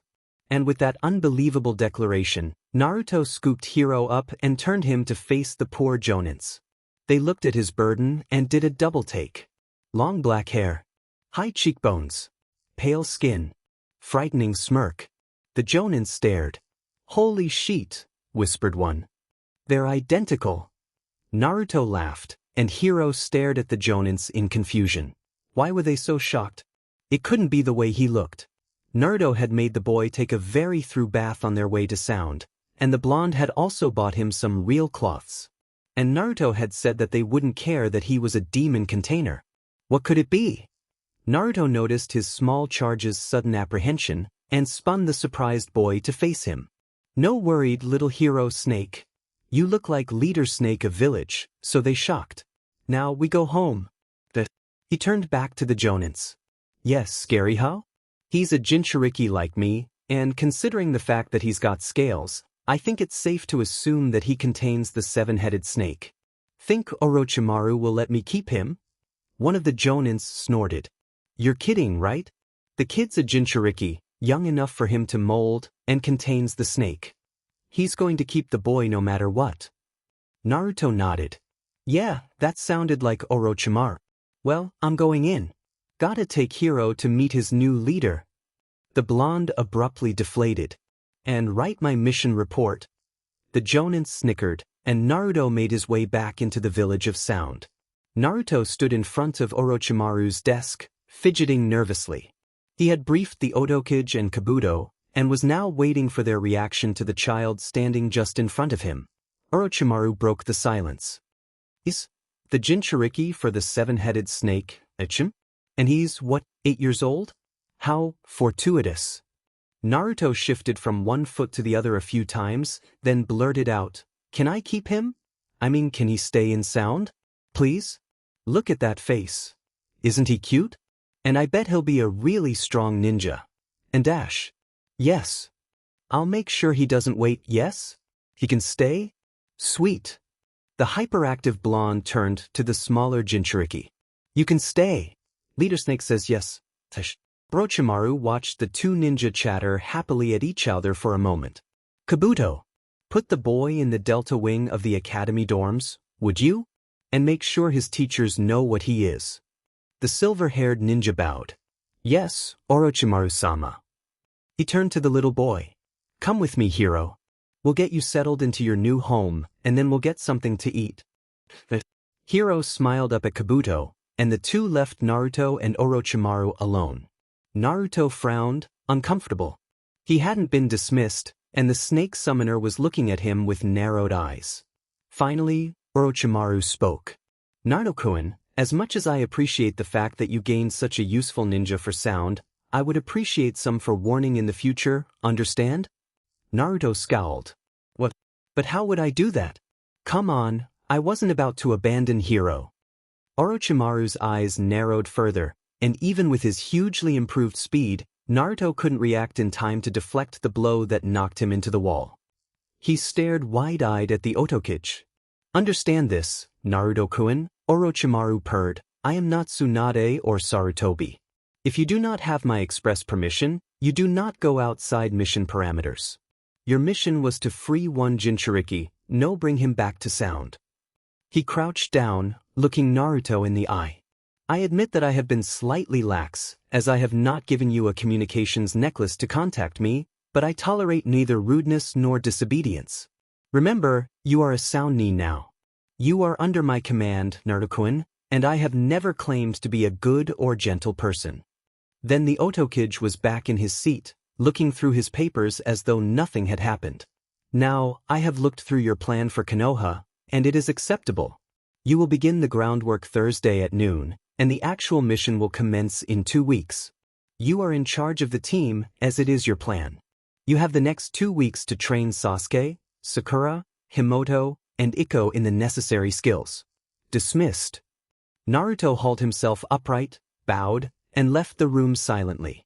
Naruto leaned against the wall outside Orochimaru's office, cradling his bruised cheek in the palm of his hand. He had forgotten that this was the man who had killed Hokage Jiji, the man who had been so ruthless in the forest of death, the man who had performed experiments on living humans. Oh, in the back of his mind he had been aware of it, but the Otokage had been indulgent and almost kind to him. Naruto sighed and opened his eyes. Was he so used to looking for the best in people that he forgot about the worst? Well, it didn't matter. He had been reminded now, and he still had no regrets. He was here for Sasuke. Everything else was obsolete. His team, the people he could and had given up everything for, was more important than the enigma that was the Otokage. Naruto couldn't help but grin ruefully. Besides, some of the people he respected and admired most were mass murderers. Between Suzuba, Itachi, Kisame, and Orochimaru, all of whom he respected for their strength, Orochimaru was far from the worst. And besides, Sound made over 70 different types of ramen. Sasuke stared at the mission notes that the Jonin Shirshu Ikko had handed to him. The white-haired man flopped down beside him in the grassy clearing where he had been training. The black-haired boy hid his surprise at that. The Jonin was famously antisocial. Ikko must have noticed, however, as he flapped a hand in Sasuke's direction. Go on, read it. Looks like we're going to be spending some time together, so I might as well get the stupid intro stuff over with. Sasuke blinked and opened the file.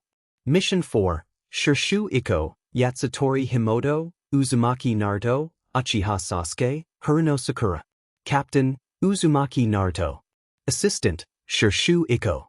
Objective, neutralize hostilities from Konoha. Secondary objective, retrieve Konoha documentation on the recent Chunin exam. Plan. Konoha has the support of many major villages against Oto. This is based on the unlawful entry of Oto and Sunanins. To neutralize or destroy this support, Oto must have entered Konoha lawfully. To make this happen, retrieve all documentation pertaining to the invasion and bring to mission base. Their Uzumaki Naruto and Shirshu Ikko will rewrite the documents to show a lawful entry based on Konoha's laws. 1.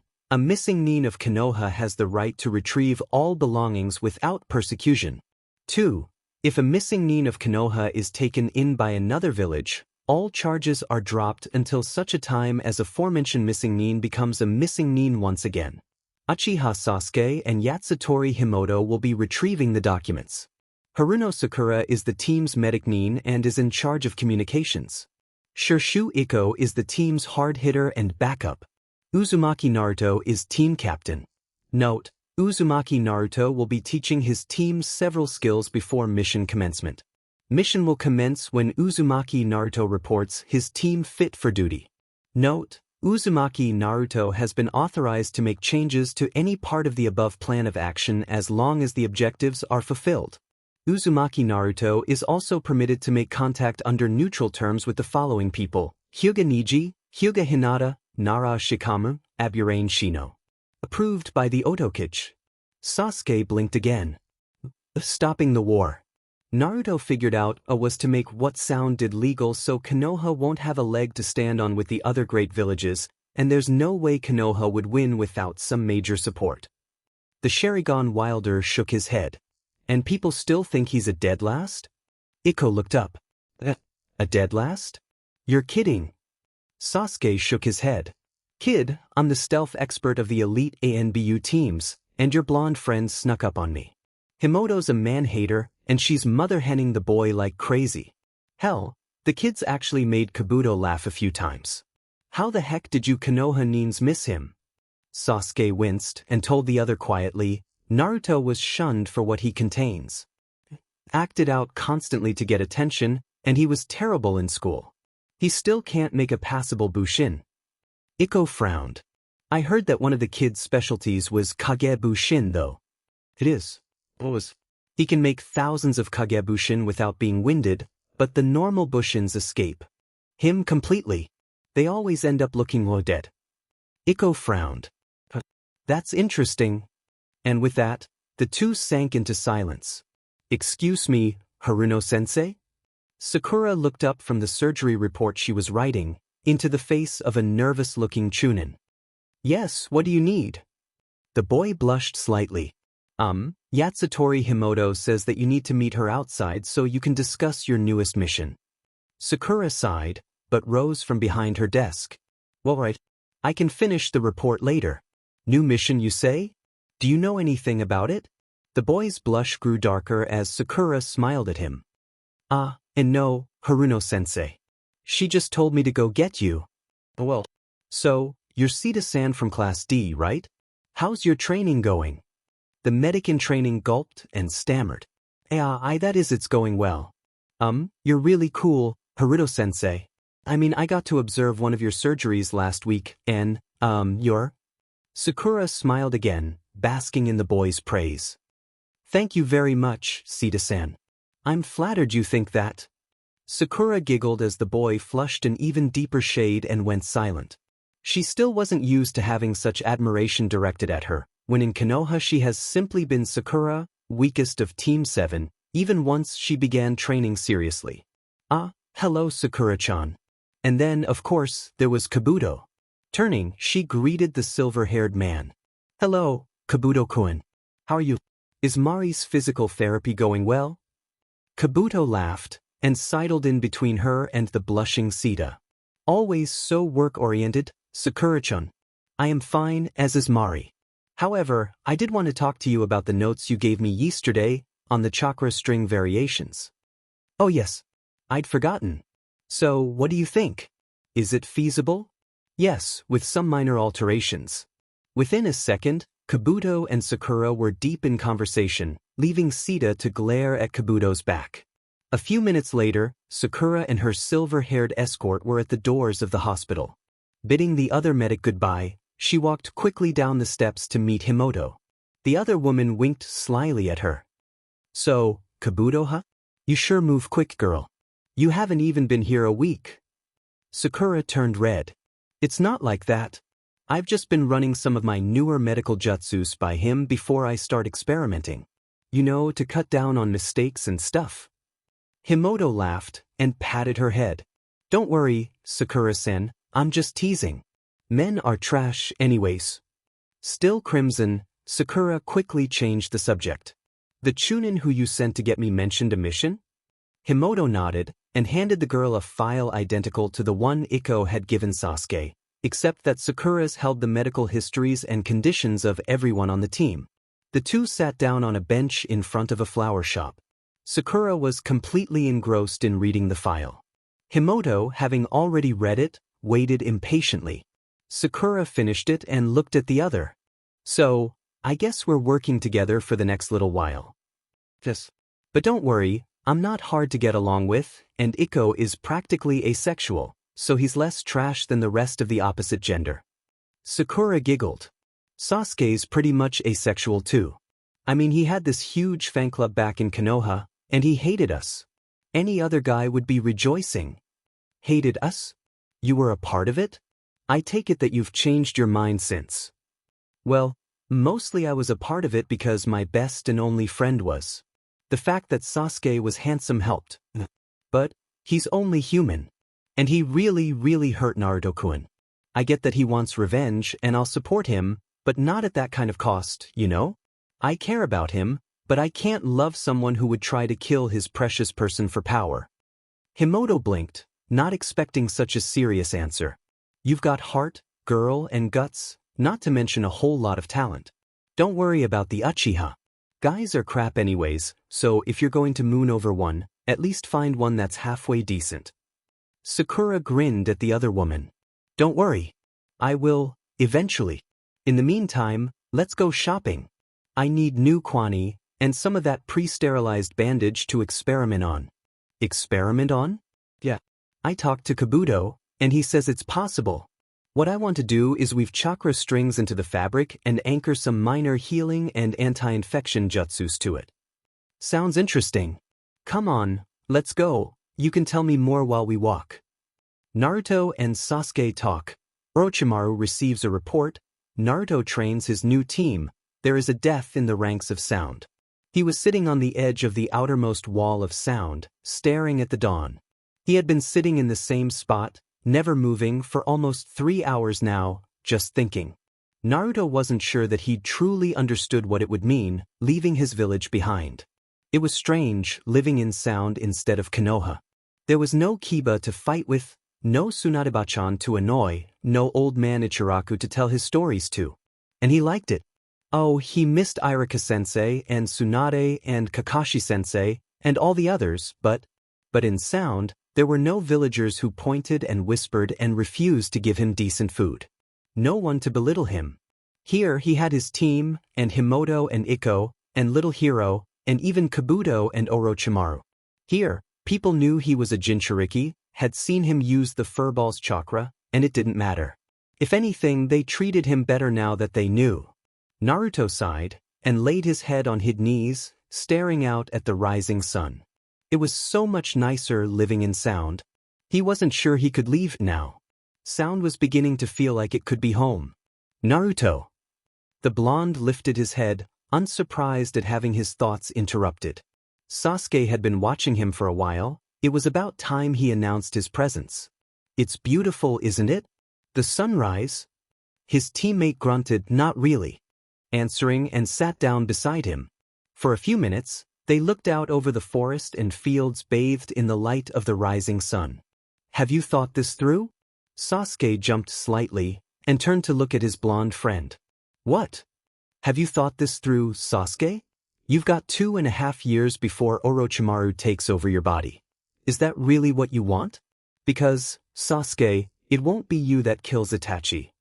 Sasuke visibly jerked, eyes narrowing, but Naruto continued to speak, staring out over the wall. It won't be you that fights him. It'll be Orochimaru wearing your face. And there's no guarantee he'll win, you know. Itachi has beaten him before. Finally, the blonde turned away from the view to look his friend directly in the eyes. We, Sakura and I, followed you to sound because we care about you. We want you to have the chance to be happy. And we'll still follow you, whatever other choices you make. Sasuke nodded slowly. But Sasuke, we're a team. We expect the same thing from you. If Sakura decides she wants to take over Mist, we expect you to be there with us, okay? We're a team, so we stay together. No matter what. Sasuke was silent for a long, tense moment. Then a tiny smile flickered across his face. Fine. I can live with that.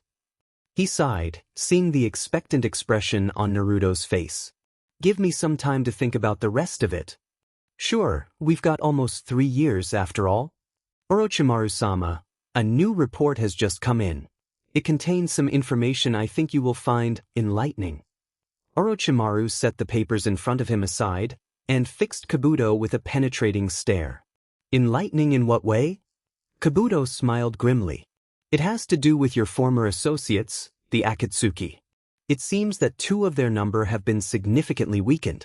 Not only that, but the pair, Kabuto glanced at the report in his hand, Haiden and Kazu, are not known to be the most powerful members. In addition, Haiden is a relatively new addition to the Akatsuki. Orochimaru's eyes narrowed slightly. And you say they have been weakened? How exactly? I know Kazu, and I have heard of Haiden. It would not be an easy task to injure either one. Kabuto set the report down on the desk in front of the Otokichi. Apparently, their encounter with one of the Jinchuriki they were to capture did not go well. Both are suffering from severe burn damage, more Kakuzu than the other one. Haiden has lost the use of one of his arms, and his usual weapon, a 3-bladed scythe, has been severely damaged. Orochimaru frowned, staring down at the report. Naruto let out a much-exaggerated sigh as he stretched and stood. The wall had been strangely comfortable, and serious stuff aside, he had enjoyed just talking with Sasuke again. Still, the sun was high, so time to get things started. Sasuke cracked open one eye, peering down at the blonde from his position on the wall. He sighed and sat up reluctantly. What do you mean? Dobe? The mission, of course. We've got to get you guys all ready. You go collect Ikko and Sakura. They're both at the hospital. I'll find Green-chan and we'll all meet back at Training Ground 3. Sasuke frowned. Yes, I noticed that the mission outline mentioned training. What, exactly, are you going to teach us? You'll see. True to form, it took Sasuke all of 3 minutes to locate the 2 ninjas. Sakura had been in the cafeteria, talking to Kabuto, and Ikko had been hovering near the administrative desk, waiting for a medical report on one of the injured jonins. It hadn't taken him long to draw the two away. They had responded immediately and eagerly to the mention of Naruto and the tantalizing possibility that the blonde would show them some of his mysterious techniques. They arrived at the clearing that was Training Ground 3 at nearly the same time as Naruto and Himoto, and the blonde soon had them all lined up with their backs to the surrounding trees. "Right," Naruto exclaimed, grinning widely at them. "For this mission we're all going to need different stuff. Sasuke and Himoto are going to steal the documents we need, so I'm going to show you my stealth technique." Sasuke's head came up, eyes narrowed at the possibilities that presented, and Himoto grinned. Iko, on the other hand, looked rather disappointed and Sakura just shook her head. Completely ignoring their reactions, Naruto continued. "Iko's gonna be backup in case any of us screw up, so I'm showing him 2 of my own jutsus. Be honored, Iko, you will be the first person other than me to learn them." Iko looked much more satisfied now, while Sasuke leveled a jealous glare at him. Sakura and Himoto exchanged a glance, and then rolled their eyes in perfect unison. And last but not least, Sakura-chan. "I'm gonna show you my water finger exercise thingy, and you're gonna combine it with chakra strings." Sakura's head came up, and she frowned. How would Naruto's water exercise combined with chakra strings be useful? Naruto beamed at his team. He couldn't help it. "Teacher, who'd have thought? Let's get you started. Stealth people, south corner with me." Sasuke and Himoto followed the hyper-blonde to one corner of the training ground. He bounced on his heels for a moment, grinning at them. "Okay, so the first thing I need you to do is find some scraps of clothing, the older the better, and get lots of them. Dig through the trash if you have to, but bring lots. You've got 10 minutes to find enough scrap cloth to cover both of you twice over. Go!" Himoto looked at Sasuke. Sasuke looked at Himoto. In near unison, they both shrugged and leaped off towards the village. Naruto didn't watch them go. Instead, he dragged Iko into the eastern corner of the training ground and handed him a bag full of different balloons, rubber ball, beach ball, glass ball, anything and everything. "Okay, you're going to learn a modified version of my pinhead Rasengan. To need to be on reasonably good terms with Konoha, and killing their people isn't really going to do that. So, I modified my modified Rasengan so that it only used chakra, no wind. Then I changed the way it spins so that the blow doesn't affect the target's body. It messes up their chakra system something fierce. You hit a person with this technique anywhere, and it'll take about a minute before they're completely unable to use chakra. I'll teach you how to fix them too. But it's really cool. See, the impact creates a knot in their chakra coils, and so the body automatically sends more chakra to that location, knotting up more chakra, and it continues until the whole system is a mess." Iko's eyebrows had slowly been climbing his forehead all through the explanation, and by the time Naruto wound down, they had disappeared into his hair. Thoroughly impressed with the results of Naruto's technique, he listened attentively as the blonde explained first the steps for learning the normal Rasengan, then the steps for this modified version. Naruto left Iko with the mini ball and a command to tell him when he had completed the first step, and went to Sakura. Instead of a quick explanation and some basic exercise like he had given Iko, Naruto leaned in close and began whispering his idea into her ear. Within moments, Sakura was wide-eyed and nodding vigorously. Iko watched with curiosity, wondering what had the normally composed girl so excited, but soon returned to his task. Sakura was sent off to the nearest body of water with clear directions as to how the exercise worked and a command to grab someone she trusted to spot mistakes, before Naruto turned to face Sasuke and Himoto, their arms full of cloth. He grinned at them. "Right, here's what you do." Sakura sighed softly, walking at a fast pace towards the lake on the west side of Sound, and turned to Kabuto, who was walking beside her. "Hey, thanks, Kabuto-san, for helping with the exercise Naruto set me and everything. But don't you have something to do? I mean at the hospital or with Orochimaru-sama?" Beside her, the silver-haired man frowned. "Today is my day off at the hospital, so no worries there, Sakura-san. As for Orochimaru-sama, I don't know. He just gave me a day off, just out of nowhere. He's been in a very strange mood since this morning." Reaching the edge of the small lake, Sakura frowned back. "Well, is there any reason for it?" I mean, was a spy caught, or one of his jonins killed, or something? Watching the girl walk out onto the water, Kabuto racked his memory. Yes, actually. A report came in that 2 of his old associates have been weakened.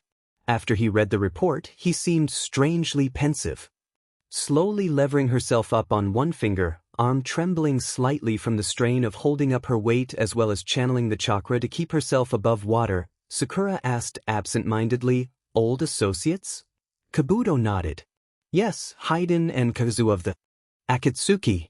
Sakura's concentration broke, and she plunged headfirst into the water. Spluttering, she surfaced to stare incredulously at Kabuto. "You're kidding?" Orochimaru choked on the rest of the sentence, coughing up blood against the hard-packed earth beneath his cheek. A low chuckle was the response. "I can't believe you fell for such obvious bait, oh Otokage. Old age has clearly slowed you down." The snake summoner could make no response, unable to speak through the blood. Still, he desperately tried to lever himself up, scrabbling for a hold even as his arms gave out on him. A heavy boot impacted against his broken ribs, and Orochimaru went flying, hitting a tree trunk with a sickening crunch and collapsing. He couldn't move, couldn't persuade his body to obey him through the pain. Orochimaru was dying, and he knew it. He didn't have the chakra to switch bodies, barely had the energy to pry his eyelids open and watch the pair in Akatsuki cloaks approach his broken body. He was a fool twice over, for believing any one person, even a Jinchuriki, could weaken Kakazu and his new partner, and then for coming alone to gloat and to deliver the death blow to 2 members of the organization he had betrayed. He allowed his eyes to slip shut for one agonizing moment, concentrating, and shakily brought his left hand to clasp the pendant around his neck. "Oi, what's he holding?" Orochimaru heard the words as if he was underwater, distorting their meaning. He felt a flash of bitter triumph as he pressed the very last of the chakra into the communication pendant, alerting every Sounin of his imminent death, forcing the information through the connection. "I am dying, this is where I fell, this is who killed me, avenge my death." Orochimaru slowly opened his eyes, looking up at his former partner and the newest member of the Akatsuki standing over him. He managed through the blood and pain and the creeping cold that was his death, to flash the 2 a viscous grin. They would die, his people, his ninja, would see to that. A small victory, a petty victory, but it was enough to bring him satisfaction as the Otokage Orochimaru, Snake Summoner and one of the legendary Sannin, died. In unison, every ninja in sound raised his or her head. The words of their leader echoed through their minds, and as one, they dropped what they were doing and headed to the central command building. The villagers were left standing in the streets, confused, as every single ninja dropped everything and ran. Naruto and his team were no different, moving swiftly through the village. They arrived to find absolute chaos. Everyone had something to say right now, and no one was willing to wait to speak. The ninja shouted at one another, trying to make themselves heard and only adding to the din. Sakura, Iko, and Himoto all tried vainly to calm the crowd that was quickly becoming a mob, with little success. Naruto stared out over the chaotic mass of people and sighed. "Quietly. Quiet." The word was spoken softly, and for a moment it seemed lost in the noise of the crowd. But slowly, like ripples on a pond, the people surrounding Naruto stopped speaking and their silence spread like a ripple across still water. Soon all was silent. Orochimaru is dead. We all know it. We know who did it and where and how. Naruto's soft words rang sharply in the silence, and something in the diminutive blonde's voice arrested the attention of everyone in the room. "We will ensure the safety of the civilians of Sound, get them into the emergency tunnels. We will collect data on all members of the Akatsuki." This caused an angry murmur to go through the crowd. They wanted blood, violence, a hunt. They wanted something tangible to fight. They wanted the killers dead. Naruto's eyes narrowed, and the blonde summoned up all the killer intent that the Kyuubi had ever brought to bear against him, and slammed it into the crowd. "We will collect data on all members of the Akatsuki. Then we isolate them. Hunt them down. Execute them." Every eye was on the blonde. He felt more than saw Sakura and Sasuke move to stand behind him as he stared from the doorway at the ninjas of Sound. We will eradicate the Akatsuki. Then and only then will a new Otokage be chose. A council is formed, Sakura creates a technique, Sasuke is promoted, the Konoha plan is modified and carried out. The village of sound was a hive of activity. Kabuto and Himoto had the villagers gathering food, clothing, firewood, water and other necessities and taking them into the network of tunnels that wound under the surface of the village and far beyond. In the lull that followed Naruto's speech, the blonde had taken charge of the lower-level ninjas. He set the genin teams to fortifying and securing the walls as well as clearing out the tunnels so they would be ready for use at a moment's notice. The Chunins he had sent out into the forest to set as many interlocking traps as they could manage, reasoning that as soon as the other villages found out about the death of their leader, they would attack the vulnerable village. All higher-level ninjas he had scooped up and whisked off to the round training ground that the academy students, few as they were in sound, used for training. Slowly, from yelled comments, quiet observations, and fights that only Naruto's rather exasperated gaze kept from becoming physical, sensible plans emerged. A council of ninja and civilians would be formed, 2 representatives from the Jonins, 2 from the secretive ANBU, and 2 from the villagers would be voted onto the council, which would manage the village's resources and decide the actions of the village on a large scale until a new Otokage was chosen. Several sidelong glances were sent to the oblivious Naruto as the ninja hashed out their plan of action. All of them had noticed the easy way the blonde had taken charge, and the smoothness with which he calmed the crowd. Many of them liked what they saw. Sakura sighed in relief as the last razor wire slid easily into place, and nodded to the Chunin on her left. He too sighed in relief, and signaled to the other 6 ninja in her area. The Chunin had divided into mostly even groups, and each group had taken an area of forest to trap. Her group was now done. Time to train. She rose from her spot in the undergrowth, now dusted with a powder that glowed neon green when it touched skin, and headed back towards the village. It was almost noon now, so Kabuto should be off his shift at the central building. Maybe he'd be willing to help her again. She smiled at the thought. The technique Naruto had suggested she create was coming along very, very well. The water technique that the blonde had taught her had improved her already above-average control to the point that she had defeated Himoto in a friendly spar by sending a tiny spark of her own chakra into the other female's fire technique, disrupting it so badly that the jutsu had blown up in Himoto's surprised face. That new control, combined with the chakra strings technique, was going to prove deadly.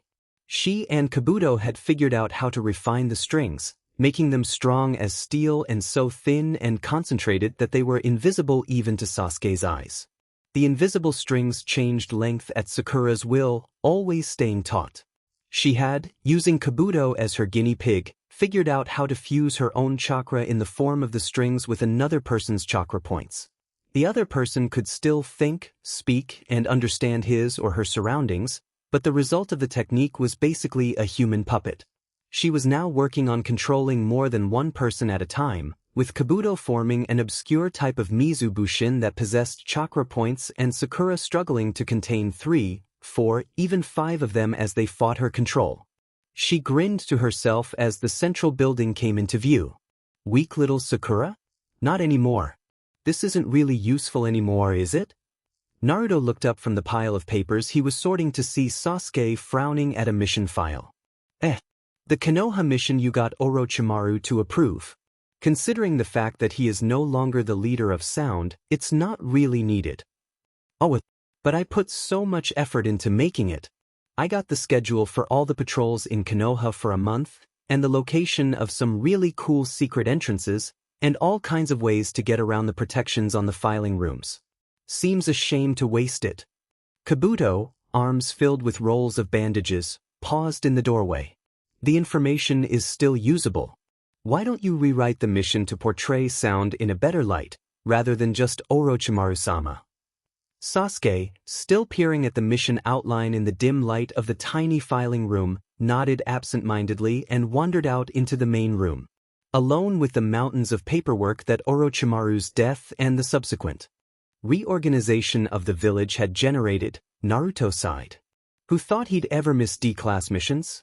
For almost an hour, The blonde worked in silence, checking each folder, filing it, and noting down its new home on a long sheet of paper. The constant repetitive task lulled him into a state of such utter boredom that by the time 30 minutes had passed, Naruto was praying for a distraction. An explosion, an attack, a piece of moldy cheese thrown at his head, anything. He got his wish in the form of a panting genin appearing in the doorway. Uzumaki-san. The council's gone crazy. The blonde blinked from his place on the ground, and thought of the people that now formed the council. The jonins on the council were Ikko and a lady who was a pyromaniac. The villagers were a half-mad prophet, and a woman with gambling problems worse than Tsunade's, and the Anbu, well, they were Anbu. He gave the genin a blank look. And? The boy looked puzzled for a moment, then smiled sheepishly. I mean, crazier than usual. The death threats sounded sincere and they were completely ignoring the buffet. Naruto grinned. They were ignoring food? That's bad enough to get me out of this stupid paperwork without Sakura-chan lecturing me. Sweet. Let's go. The walk to the council room was short but filled with Naruto's cheerful chatter and the rather odd genin's tentative interjections. They slowed as they came to the doors of the council room. Through the thick, solid oak doors they could hear the voices of the council. Even without words, the voices somehow conveyed an emotion fast approaching homicidal rage. The poor genin paled, and all the good humor drained from Naruto's face.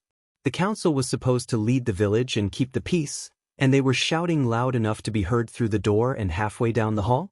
No wonder all the ninja they had passed on the way here had been tense. His face darkened. Wait here. He told the genin quietly. I'll take you back to your supervisor after I've sorted these idiots out. Not waiting for an answer, Naruto opened the door quietly and slipped inside. It was chaos. The report files that the council should have been going over were on the floor, and the council itself was shouting across the banquet table at each other. The little old woman with the gambling problem was standing on her chair with her hands cupped around her mouth, trying to shout louder than Ikko, who was across from her.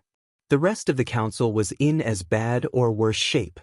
Naruto leaned back against the door and waited for them to notice him. A minute later, they still hadn't noticed, and Ikko was about to come to blows with one of the Anbu. Naruto sighed softly, truly disappointed in the people in front of him, and cleared his throat pointedly. Finally noticing him, the group didn't quiet, but instead directed all their shouting at him, trying to drown each other out. Naruto's eyes narrowed and his upper lip curled back. In a contemptuous sneer. The expression was so out of place on the cheerful blonde's face that finally the council quieted. Naruto pushed away from the door, which slid open slightly behind him unnoticed. He snorted aloud, glaring at the council. You, he snarled, are supposed to be the leaders of sound. You are supposed to make the choices that will keep this village running. Instead, I find you squabbling like brats in the middle of the council room, with no regard for the people outside, the people looking to you for guidance. Villagers throwing things, ninja about to come to blows, even the Anbu losing control. The male villager opened his mouth as if to protest, and Naruto cut him off with a vicious swipe of his hand, pointing at the wreckage of the room. I don't want to hear excuses. You lot are acting like children, so I'll treat you like children. Clean up this room. I want everything neat. Then go to the academy barracks and choose rooms as far away from each other as possible and go to bed without supper. This time it was Ikko who protested. Hey, that's not what? Not fair? What about the people you're responsible for? Is it fair for you to forget your duty to them so you can bring personal differences into a council meeting? Is it fair for you to disregard the ninja outside this door who found their leaders about to attack each other? Life isn't fair, but considering the damage you children did, believe me, I am being as fair as I can stomach. Literally white with rage, Naruto glared the council down. Get cleaning. Outside the thick oak door, the genin who had shown Naruto to the council room exchanged wide-eyed glances with several other low-level ninja who had joined him in listening in. Hearing someone approach the door from the other side, the others scattered back to the main administrative areas. The genin grinned to himself as he waited for Naruto to emerge. The story would be all over the village in minutes. And he, for one, had a very good guess as to who the next Otokage would be. Sasuke frowned thoughtfully as he made his way from the busy administrative sector of Sound towards the deserted homes in the second ring. Kabuto was right, the mission could be rewritten to make it useful again. It would be easy enough to tweak the change text they had originally written to insert into various reports to put the ninjas of Sound in a better light. And the people of Konoha would be more than willing to see Orochimaru as the ultimate bad guy. He couldn't write out any specifics, as he didn't have the reports they would be altering, but there was the potential for some truly artistic changes. The ninjas of Sound would be reluctant to fight, and have to be goaded into a confrontation. They would be quick to desert the fight when Orochimaru retreated, and they would show only hesitant loyalty to the Snake Sannin. He could work with this. Under Naruto's watchful eye, the council had cleared the room of all the debris they had created, then shuffled out of the room in the direction of the Ninja Academy. The blonde was the last to leave the room, smiling at the genin as he locked the door behind him. Sorry that took so long, but the idiots are sorted. I'm gonna sit in on council meetings from now on, 'cause that was just stupid. If they're gonna lead this village, they're going to show some common sense. Muttering under his breath, Naruto followed the genin through the building and out towards the tunnels. The tunnels had once been a network of natural caverns weaving in irregular patterns through the bedrock under the village. The judicious use of earth and fire jutsus had smoothed the walls of the many chambers and made them into an organized and well-protected sanctuary for the people of Sound. It was currently also home to a great many genin and their supervisors. The genin walking beside Naruto tried desperately to muddle his snickers as the blonde's names for various counselors went from embarrassing to ridiculous to downright foul. He was getting a mixture of scandalized and amused looks from the passing ninjas and villagers as well, since he didn't bother to keep his voice down. Finally, they passed into the entrance of the tunnels. The genin threw a glance over his shoulder. From an oak tree, a girl of the same age grinned and gave him the thumbs up. Naruto was distracted, and his mission was complete. 10 minutes after Naruto had left the council room, and just as he was entering the tunnels, said room was slowly filling with people. They seated themselves wherever possible. The chairs, tables, and the ground were covered quickly. Some of the ninja gave up on finding a place on the ground and simply walked up the walls and sat on the ceiling. Sasuke found a place in one corner, along with Sakura and Himoto. They greeted each other quietly and turned towards the door. A panting girl leaned against the doorframe and announced to the packed room, "He's in the tunnels. We've got at least an hour." There was a collective sigh, and a chunin stood at the front of the room. "You know why we're here? We, as a group, represent every single group in Odo, and all of you should have collected the votes from your respective groups. The votes will be placed in the box at the front of the room, and one of the ANBU will count the votes for who will be our next Otokage. As a reminder, the candidates decided on yesterday were Yakushi Kabuto, Kazuki Kanna, Orimoto Toshiro, and Uzumaki Naruto, all of which have been otherwise occupied for the duration of the vote and none of which know they were chosen. Votes for anyone else will not be counted. If everyone would please line up." The Otokage is chosen. Sasuke displays the mind that had him named Genius. Naruto gains a fangirl. Sound begins to move against Akatsuki. The vote had been close, very close. Between them, the Jonins Orimoto Toshiro and Kazuki Kanna received only about 16 of the votes, but that surprised no one. They were relatively unknown to most of Sound, and the villagers outnumbered the ninja. There was barely 1% difference between Naruto and Kabuto. The villagers knew Naruto too, but mostly from stories. The brief summary Orochimaru had given them of his past had circulated and grown in the telling, as had Hiro's rescue. He was undeniably powerful, he was friendly and charismatic, but he was also very young. They wondered if someone Naruto's age could lead a village successfully. The villagers knew Kabuto. He was always running errands for Orochimaru, he was a constant fixture at the hospital, and he was familiar. On the other hand, he was a smug BSTRD who could get on a person's nerves without ever opening his mouth. They wondered if Kabuto could lead for more than a week without someone assassinating him. The votes were counted, the decision made. Yakushi Kabuto would be proclaimed Otokage in 3 days. Ugh! Sasuke smirked. Standing across the training ground from his teammate, Naruto scowled in response. It had been Sakura's idea to get together to train the way they used to, but she had been called away by an emergency at the hospital, leaving Sasuke and Naruto alone. The blonde was trying to hold one of Sasuke's fire techniques long enough to melt a rusty kunai, and failing miserably. Having trouble, dope? Damn it, I'm not a dope. And it's not as if you could do any better. Oh really? Sasuke sauntered over to the blonde, his smirk growing with every step. Years ago, while he was still in the academy, Sasuke had encountered a street performer who played an odd instrument called a didgeridoo. The constant flow of air needed to play the instrument should have been impossible for human lungs, and a fascinated Sasuke had immediately demanded lessons in how to breathe the way the performer did. The black-haired boy turned to the kunai, ringed with burnt grass, ran through the hand seals that were half-reflex now, and blew. And blew. And blew. Naruto's jaw sank lower and lower as Sasuke continued his family technique for 30 seconds, a minute, 2 minutes, and finally ended the flow of fire from his mouth. The kunai was a small lump of melted metal in a circle of bare ground, Sasuke's flames even heating the stones in the soil to a red-hot glow. For a moment, there was silence. Then Naruto exploded. How the hell did you do that? Expression infuriatingly smug, Sasuke shrugged. Circular breathing, dope.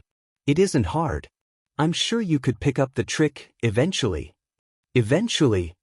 I'd learn it so fast it would make your head spin if I wanted. Which I don't. Somehow, this childish exclamation didn't seem quite sufficient to the blonde. So there. Sasuke suppressed the urge to laugh. The situation was so similar to their genin training exercises. Although Naruto did have a point. You don't use that technique much anyways, so it isn't really useful to you, dope. Stop calling me that. Sasuke ignored him, an idea distracting him. A frown made his brow furrow as he slowly voiced his thought. Would it be possible to apply the same idea to other techniques, except use it to reuse chakra instead of breath? Naruto, who had been gearing up to rant at his darker teammate, blinked. Well, the Rasengan uses chakra to push air in opposing directions at high speed. It takes chakra to maintain, right? It's the release of chakra that makes it work. What if you could recapture the chakra as it was being released, and reintegrate it into your chakra system? It would be possible to sustain a technique for indefinite amounts of time. Naruto stared at him for a long moment. His eyes grew thoughtful, and he collapsed ungracefully into a sitting position on the ground. Sasuke watched him think for a few minutes before growing bored. I'm going back to Central, dobe. Naruto waved him away absent-mindedly. The dark-haired boy shook his head, half smiling, and turned away. Sasuke walked casually into the main building in the complex web of the administrative district, and found chaos. People were shouting, papers fell like snow, all the filing cabinets were open. Clustered around the mission assignment desk was a group of loudly arguing jonins. He recognized a few of them. The teacher Orochimaru had assigned him on his arrival, Orimoto Toshiro. Iko was practically bouncing off the walls with tension, and Himoto, who sat behind the mission's desk, was looking thoroughly harried and ready to kill. Rolling his eyes at what was fast becoming a familiar scene, Sasuke ignored the shouting jonins and headed directly for Himoto. What's got them all riled up? He asked her quietly. She sighed. Report came in from one of our field agents. A pair of Akatsuki have been located, and they're all arguing over who will go. She snorted, as if they're the ones who'll make the choice. Ha! Sasuke's eyes narrowed. Which two? Himoto blinked at the sudden tension in the boy's body.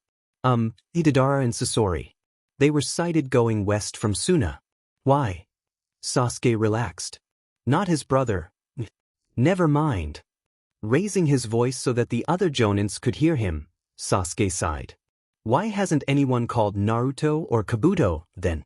They both have some experience in dealing with the Akatsuki, so shouldn't they choose the team for the mission? There was a sudden, embarrassed silence behind him. Sasuke kept his back to the room, fighting a smirk, as someone shuffled across the room and out the door. He couldn't resist flashing Himoto a quick smile as he continued as though there had been no pause. Besides, if they want to be useful on a mission against Akatsuki, shouldn't they be doing research on the people there to fight? Or, at the very least, planning ways around each member's unique abilities? Relief and gratitude spread across Himoto's face, as there was a sudden rush for the door. In seconds, most of the jonins were gone, and the room, while still a mess, was quiet. She smiled at Sasuke and muttered, "I owe you one, brat." Scowling slightly at the nickname, Sasuke simply nodded.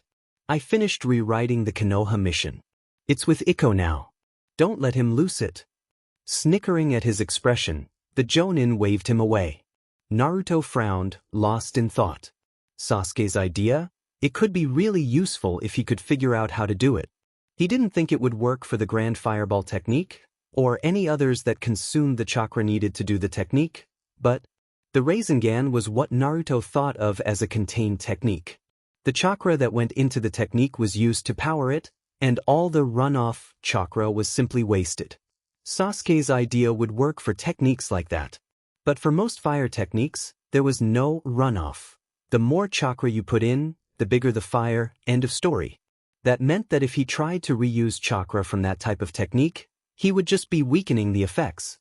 So there were limits to the idea, but still, being able to hold, say, a big ball Rasengan for more than the time it took to use it, that meant he could use it again and again without pause, and with no drain on his chakra reserves. Naruto punched the air, thinking of how awesome that would be, and was surprised to hear something behind him squeak. He twisted his upper body, still sitting on the ground, and came face to face with a rather surprised-looking girl in a chunin vest. He blinked. Hi. The girl flushed. The missions desk is going to organize the team to go after the first pair of Akatsuki member, and they want you to help them choose who is to go. Oh, guess I'd better get down there then. I don't feel like walking. He stood and grinned at the girl. Wanna go for a ride? What? Come on. Naruto scooped the surprised chunin up, launched himself into the air, and flew. The girl in his arms made that cute little squeaky noise again, the one that reminded him of Hinata back in Konoha. She buried her head in his neck, and he frowned. That wouldn't do, sound looked so cool from above. He nudged her with an elbow. Look down. She obeyed tentatively. Wow. He laughed, and spent the rest of the short flight pointing out all the neatest landmarks. For Naruto, it was nothing more than an entertaining way to spend a short but boring trip. But for one Hisei Mio, it was nothing short of amazing. She had, of course, heard of the Jinchuriki Chunin that had joined Sound. Her friends told her his story, and about some of the mission stories they had managed to get Sakura-senpai to tell them, but she didn't believe a word of it. He was probably just another one of those boys who exaggerated everything to make themselves look good. So, when a jonin had wandered over to her and some of the other off-duty chunins and asked for someone to take a message to Uzumaki Naruto, she was the only one who didn't jump at the chance. Which, in retrospect, was probably why he had chosen her. When she'd found the boy everyone was talking about, he'd been deep in thought and clearly off guard. In a bot of mean-spiritedness, she had decided to give the boy a scare, maybe deflate his ego and prove he wasn't all that great after all. She'd snuck up on him, and he'd shown no signs of noticing her presence, yet just as she was about to grab the blonde-haired boy, his fist had shot up and nearly hit her in the face. She'd let out an involuntary squeak and backpedaled several steps. When he turned around, Mio found herself looking into mismatched blue and purple eyes. Their mischievous twinkle had pinned her to the spot, and she's delivered her message in a daze. Clearly, there was some truth to the hype after all, she'd thought dazedly. Then Uzumaki Naruto had asked her to go for a ride, and all respect for the boy had been wiped away by fury. But instead of trying to jump her bones, the boy had scooped her up and she was flying. It was impossible to fly. Everyone knew it was impossible to fly using chakra. Apparently, Uzumaki Naruto didn't let that stop him. As Hisei Mio looked down on the hidden village of Sound, she smiled. She had found her hero. Naruto settled easily just outside the door to the missions room and set down the chunin in his arms. I just realized I don't know your name. He scratched the back of his head sheepishly. It's Hisseiji Mio Naruto-san. He laughed. None of that senju stuff for me, Moon. I'm just Naruto. See ya later. He made his way into the missions room, leaving a heavily blushing girl behind. The room was surprisingly calm, with the jonins who wanted the mission, in other words, every jonin in sound, sitting or standing around the perimeter of the room with Himoto at her desk in the middle along with Kabuto, Sasuke, and Sakura. Yo! Naruto exclaimed cheerfully as he marched straight for the desk. Himoto looked up and grinned at him. Naruto, good. Now we can get things underway. As Naruto went to stand with Sakura and Sasuke, Himoto moved to the center of the room.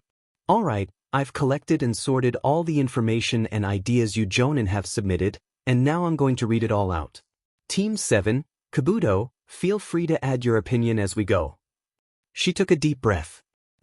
So far, the Akatsuki has captured 4 Jinchuriki, 3 tails, which had no container, was taken a week ago, 5 tails, whose container was Yumiseo, age 5, was taken 3 days ago, 2 tails, whose container was the Kumoni ni Yujito, and the 6 tails, container unknown, was taken a little over a year ago. As I'm sure you've concluded, they have stepped up their activity substantially in the last little while, though we don't know why. The Akatsuki pair we've located are a former stone nin by the name of Didar, whose main weapon seems to be his art. He has a mouth in the middle of his palm, which he feeds special explosive clay. The mouth spits the clay out in whatever form Didar. He had been known to form giant birds of the stuff and escape on their backs. Did I mention the fact that his statues are animate? His partner is a former Suna nin by the name of Sasori. Where we don't know much about Didara's past, our allies in the sand were quite willing to share Sasori's past. He's a puppeteer, and his puppets were all once human. He grew up in sand, obviously, with his parents and grandmother. His parents died, and he made their bodies into puppets, then left Suna. The grandmother is still alive. All his puppets have some form of poison, all of them can move faster than most ninja, and Sasori's body is encased in a puppet as well. Geez, I'm half glad I'm stuck doing paperwork this week. Good luck killing these guys. For a moment, there was silence. Then Kabuto spoke up. I can't tell you much about Deidara, but there are weaknesses in Sasori's protections I do know about. Before Orochimaru-sama broke his hold over me, I was Sasori's spy within sound. There was a startled silence at this revelation, but Kabuto continued quickly. There were weak spots in his protective puppet where any sort of blade or poison came out. The joints of all his puppets are extremely strong, so sticking kunai through them won't work. If you can get sand or small pebbles in the joints, it'll slow them down a bit. Don't know what you'll do about actually killing him, and I can't help you with Deidara at all. Naruto snorted. Come on, it's simple. Somebody engages whatever clay thingies he makes, someone else gets in close and distracts him with taijutsu, and someone with good stealth gets behind him and drops an explosive note in his supply of clay. It's an explosive, isn't it? We get the hell out of there and Deidara goes boom. Boom. Sakura's voice was chalked with something hovering between amusement and the knowledge of exactly what the boom would do to Deidara's body. Boom. Naruto turned to look her straight in the eye. They hunt Jinchuriki down and tear the demon from his or her body. It takes hours for a Jinchuriki to die normally. What do you want to bet that the ritual they use makes it take longer? Think about it. Once a demon is sealed inside something with a soul, it's like a parasite. It holds onto the soul while the Akatsuki tries to pull it off. I'm not going to feel any guilt for killing these guys in the most painful ways possible. I won't go out of my way just to cause them pain, but I won't avoid it either. He turned back to face the jonins, leaving Sakura to her thoughts, and clapped once. I'm thinking 4-man teams for each guy. People who are good with big attack jutsus, west corner. People with good stealth, east corner. Himoto, show him my stealth technique. People who are fast, north corner. And anybody who doesn't quite fit anywhere else, south corner. There was a general shuffle and the jonins talked quietly and moved to their corners. Naruto, deep in conversation with Kabuto and Himoto, missed the whispers. His teammates did not. Kabuto was a spy? Can we really have him as our leader, then? Don't know, but does it matter? The vote is in. Well, I want to change mine. The kid's a good leader, and you know how strong he is. Yeah, but he's so young. What do you two think? I think the vote should be recast. You heard Ikko raving about the kid's amazing stealth technique, and he's teaching it to a quarter of us jonins, no questions asked. Suppose if we do get him as Otokage, we're gonna have to top calling him kid, Sasuke ignored the rest of the conversation and the ones just like it all around the room, and smirked at Sakura. The dobe was totally unaware of the allies his openness and utterly deceptive nature gained him. Sakura noticed his expression and smirked back. It would be fun to see their dobe's face when he was declared Otokage. So, only a week late. No real excuse. But well, here it is. Sasuke is taking a more active role, though Sakura did kind of fade to the background for this chapter. Next chapter, Naruto kicks butt. The sound is invited to the Chunin exams in Suna, which sparks my favorite part of this story. Naruto the Otokage versus Tsunade the Hokage in the ring of intervillage politics. To the village hidden in sound. We, the Kazekage of Suna, invite the Otokage of sound and those sound ninjas eligible to participate to the Chunin exams to be hosted within our village. As it has come to the attention of the other hidden villages that the former Otokage is now deceased and with him all his intervillage policies, the Chunin exams will also act as a medium for peaceful talks between the present Otokage and her counterparts from the other hidden villages. The exams will begin in 5 days' time. The village of Suna and its Kazekage formally request that all ninjas of the village hidden in sound be clearly identified, as no latecomers will be allowed into Suna. Sabuka Nogar, Kazekage of Suna. Sitting in Himoto's place behind the mission's desk, Naruto read the invitation over once, twice, 3 times. Then he buried his head in his hands. Give me a break. We've got the Konoha mission to do, a pair of Akatsuki to capture, and now we're going to the Chunin exams in a week. We haven't even got an Otokage.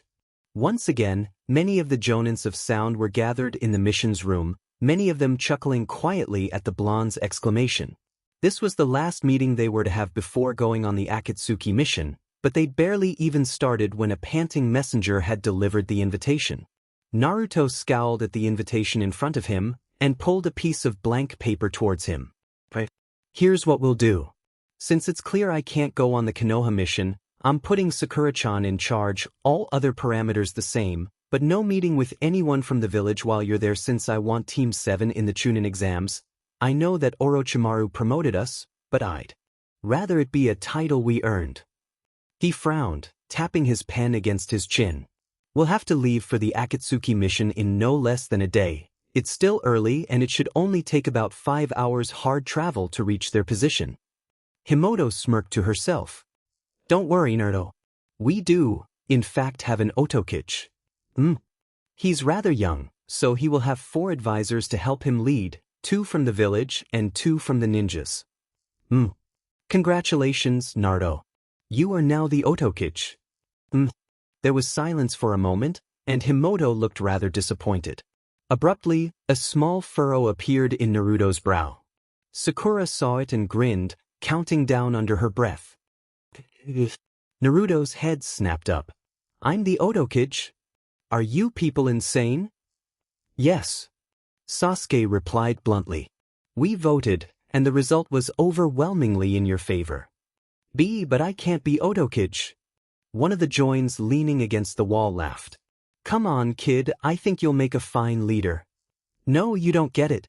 You may accept that I'm a Jinchuriki, but it'll count against all of sound once the other villages find out. And Hokage's law or not, they will find out. And I want to enter the Chunin exams. The Otokage can't enter. The jonin frowned, as did Sasuke and Sakura. Abruptly, Himoto chuckled. Both problems can be fixed easily enough. Disguise Corps has just come up with a type of undetectable transformation jutsu, a true transformation, not a genjutsu, and with your monster stamina, I bet you could sustain both it and Oromoto's Bushin in your own form. Now it was Naruto's turn to frown. So, the Otokage will be me in disguise and a Bushin will enter the exam?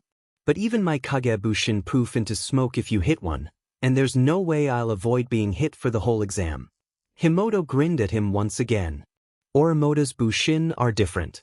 They take forever to make. You have to buy your own weight in meat and bone meal, and it takes 7 or 8 people to provide the chakra so you don't exhaust yourself, but the result is a bushin that is an exact replica of you.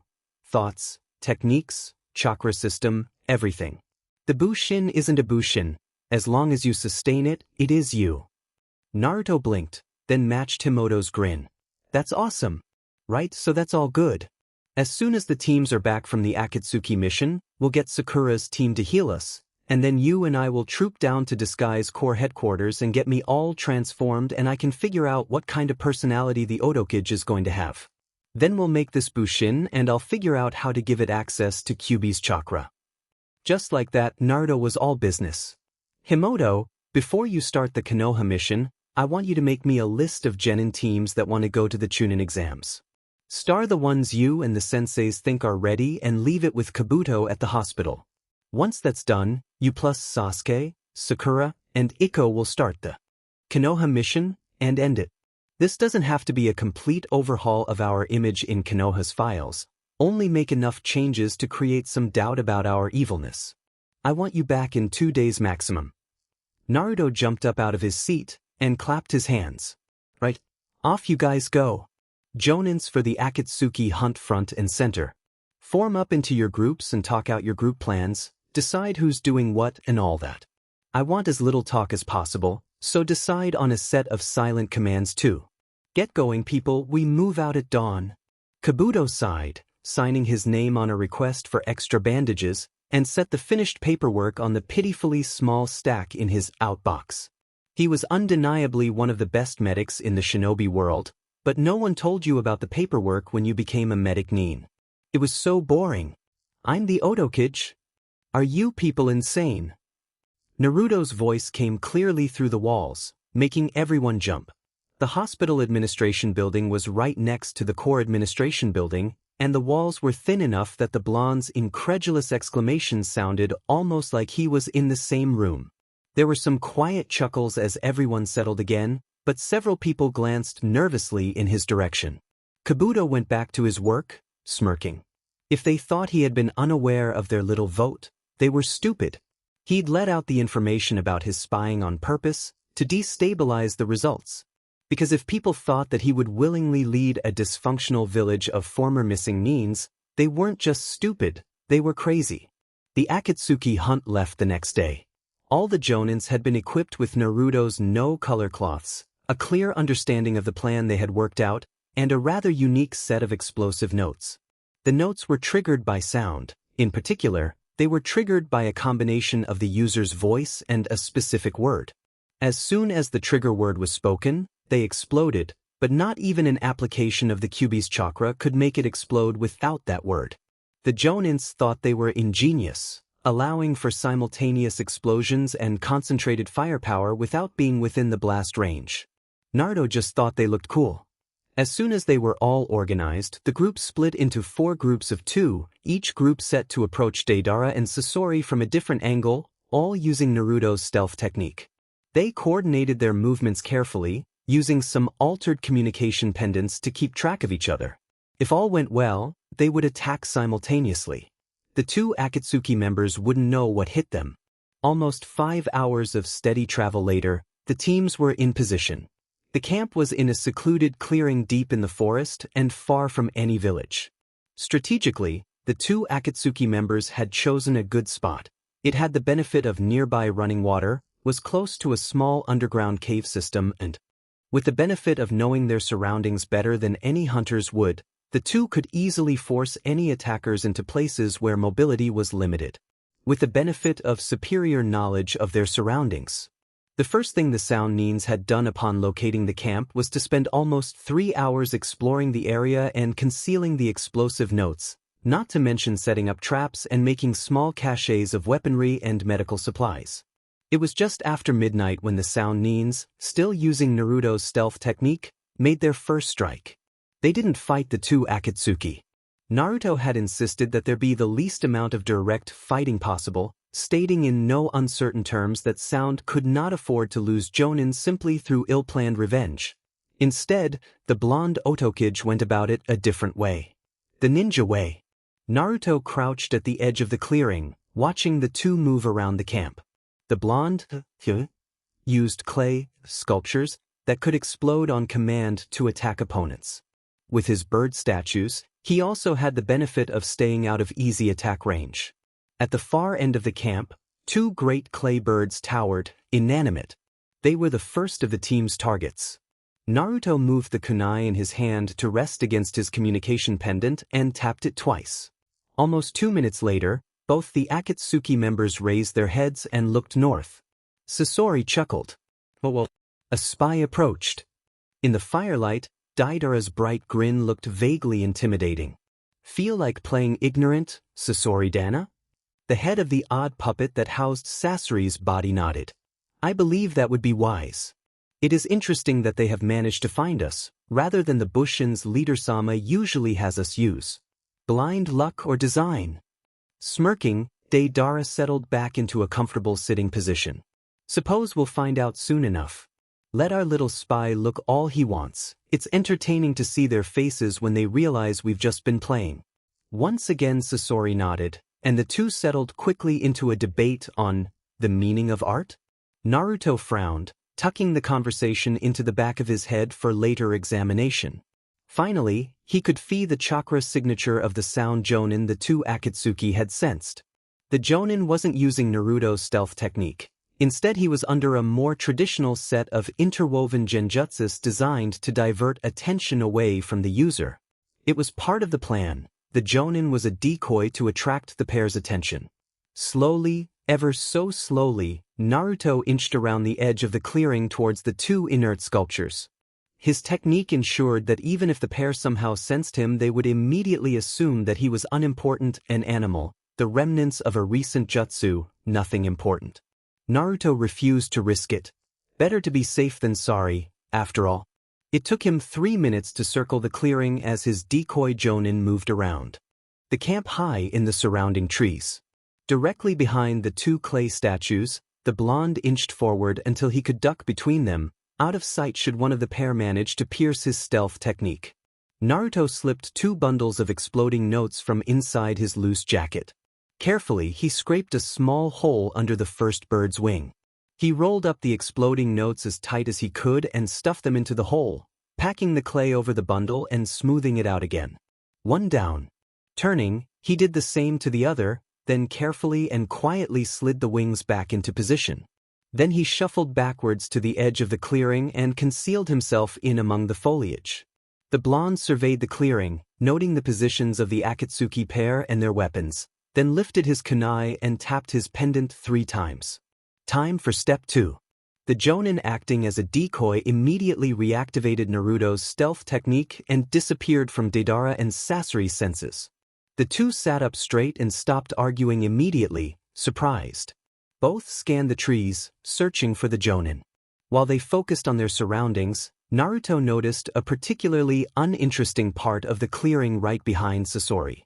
There really was nothing of interest there. He should look to other parts of the clearing. The blonde Otokage grinned. The second jonin was in position behind the puppet user. Really, it was amazing how quickly the jonins had taken to his stealth technique. He couldn't help but puff out his chest a bit, proud. These people were his people and they kicked butt. Moving swiftly, Naruto circled the camp once again, high in the trees, to where 2 other jonin were waiting. Soon after, they were joined by a 4th. In silence they waited for the signal that would tell them that the others were done tangling the chakra network that allowed Sasori to control his puppets so perfectly. They didn't have to wait long. A flash of reflected light from a mirror on the opposite side of the clearing, and they attacked. He launched himself off the branch, using the momentum to literally fly towards Deidara, who shouted in surprise at their sudden appearance. He lunged at the blonde, vaguely aware of 4 of his jonins attacking Sasori to his left as the rest circled Deidara. Said blonde narrowed his eyes at Naruto, his one visible eye sharp. Parrying a strong blow from the Otokage, the other abruptly lashed out, catching Naruto a glancing blow across the cheek that sent him back a pace. Deidara launched himself upwards, snarling, and even as he and the jonins followed, Naruto was aware that they were heading straight for the 2 clay birds. Behind him, Sasori was growling, enraged, as the puppets he had summoned moved jerkily in uncoordinated circles thanks to the utter mess that had been made of the chakra systems. He, too, leapt upwards and back beside Dara now, and both mounted the clay birds. There was a momentary glow of chakra, and Naruto saw the mouth in Daidara's hand chewing busily, and the great sculptures came alive. 2 quick beats of those wide wings produced a downdraft that knocked Naruto off his feet, and the birds were in the air. Naruto grinned, ready to speak the activation word for the concealed explosive notes. Then he noticed one of his jonins slung over the back of one of the birds, and the plan went to hell. Tsunade glared death at the massive piles of paperwork on her desk. Why had she let the brat convince her to become Hokage? And then the stupid brat up and leaves, joining an enemy village out of loyalty to a teammate.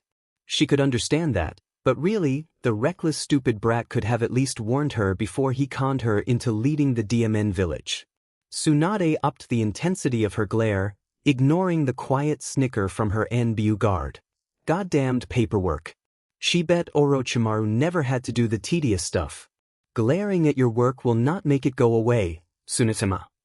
The frustrated blonde transferred her glare to Shizun, thoroughly annoyed. Come now, Tsunade-sama, you need to finish. With our trip to Suna for the Chunin exams so near, this needs to be out of the way. Besides, those reports could give us some clues about the new Otokichi. Shizun blinked as Tsunade choked on air. There's a new Otokichi? What happened? Shizun sighed. Tsunade, just read the reports. I can't believe how late this is, but, well, life kinda got away from B. Well, I think it's safe to say that updates will be coming once a month now, 2 weeks if I'm really lucky and have lots of free time. And I couldn't fit the Tsunade versus Naruto as Zotokichi in. On the upside, while I was supposed to be writing trade, I found a beta, the talented computer freak 101, who promptly inspired a 2-shot the first half of which is posted, called Operation P. Go read it, it's good fun. Heliotropic.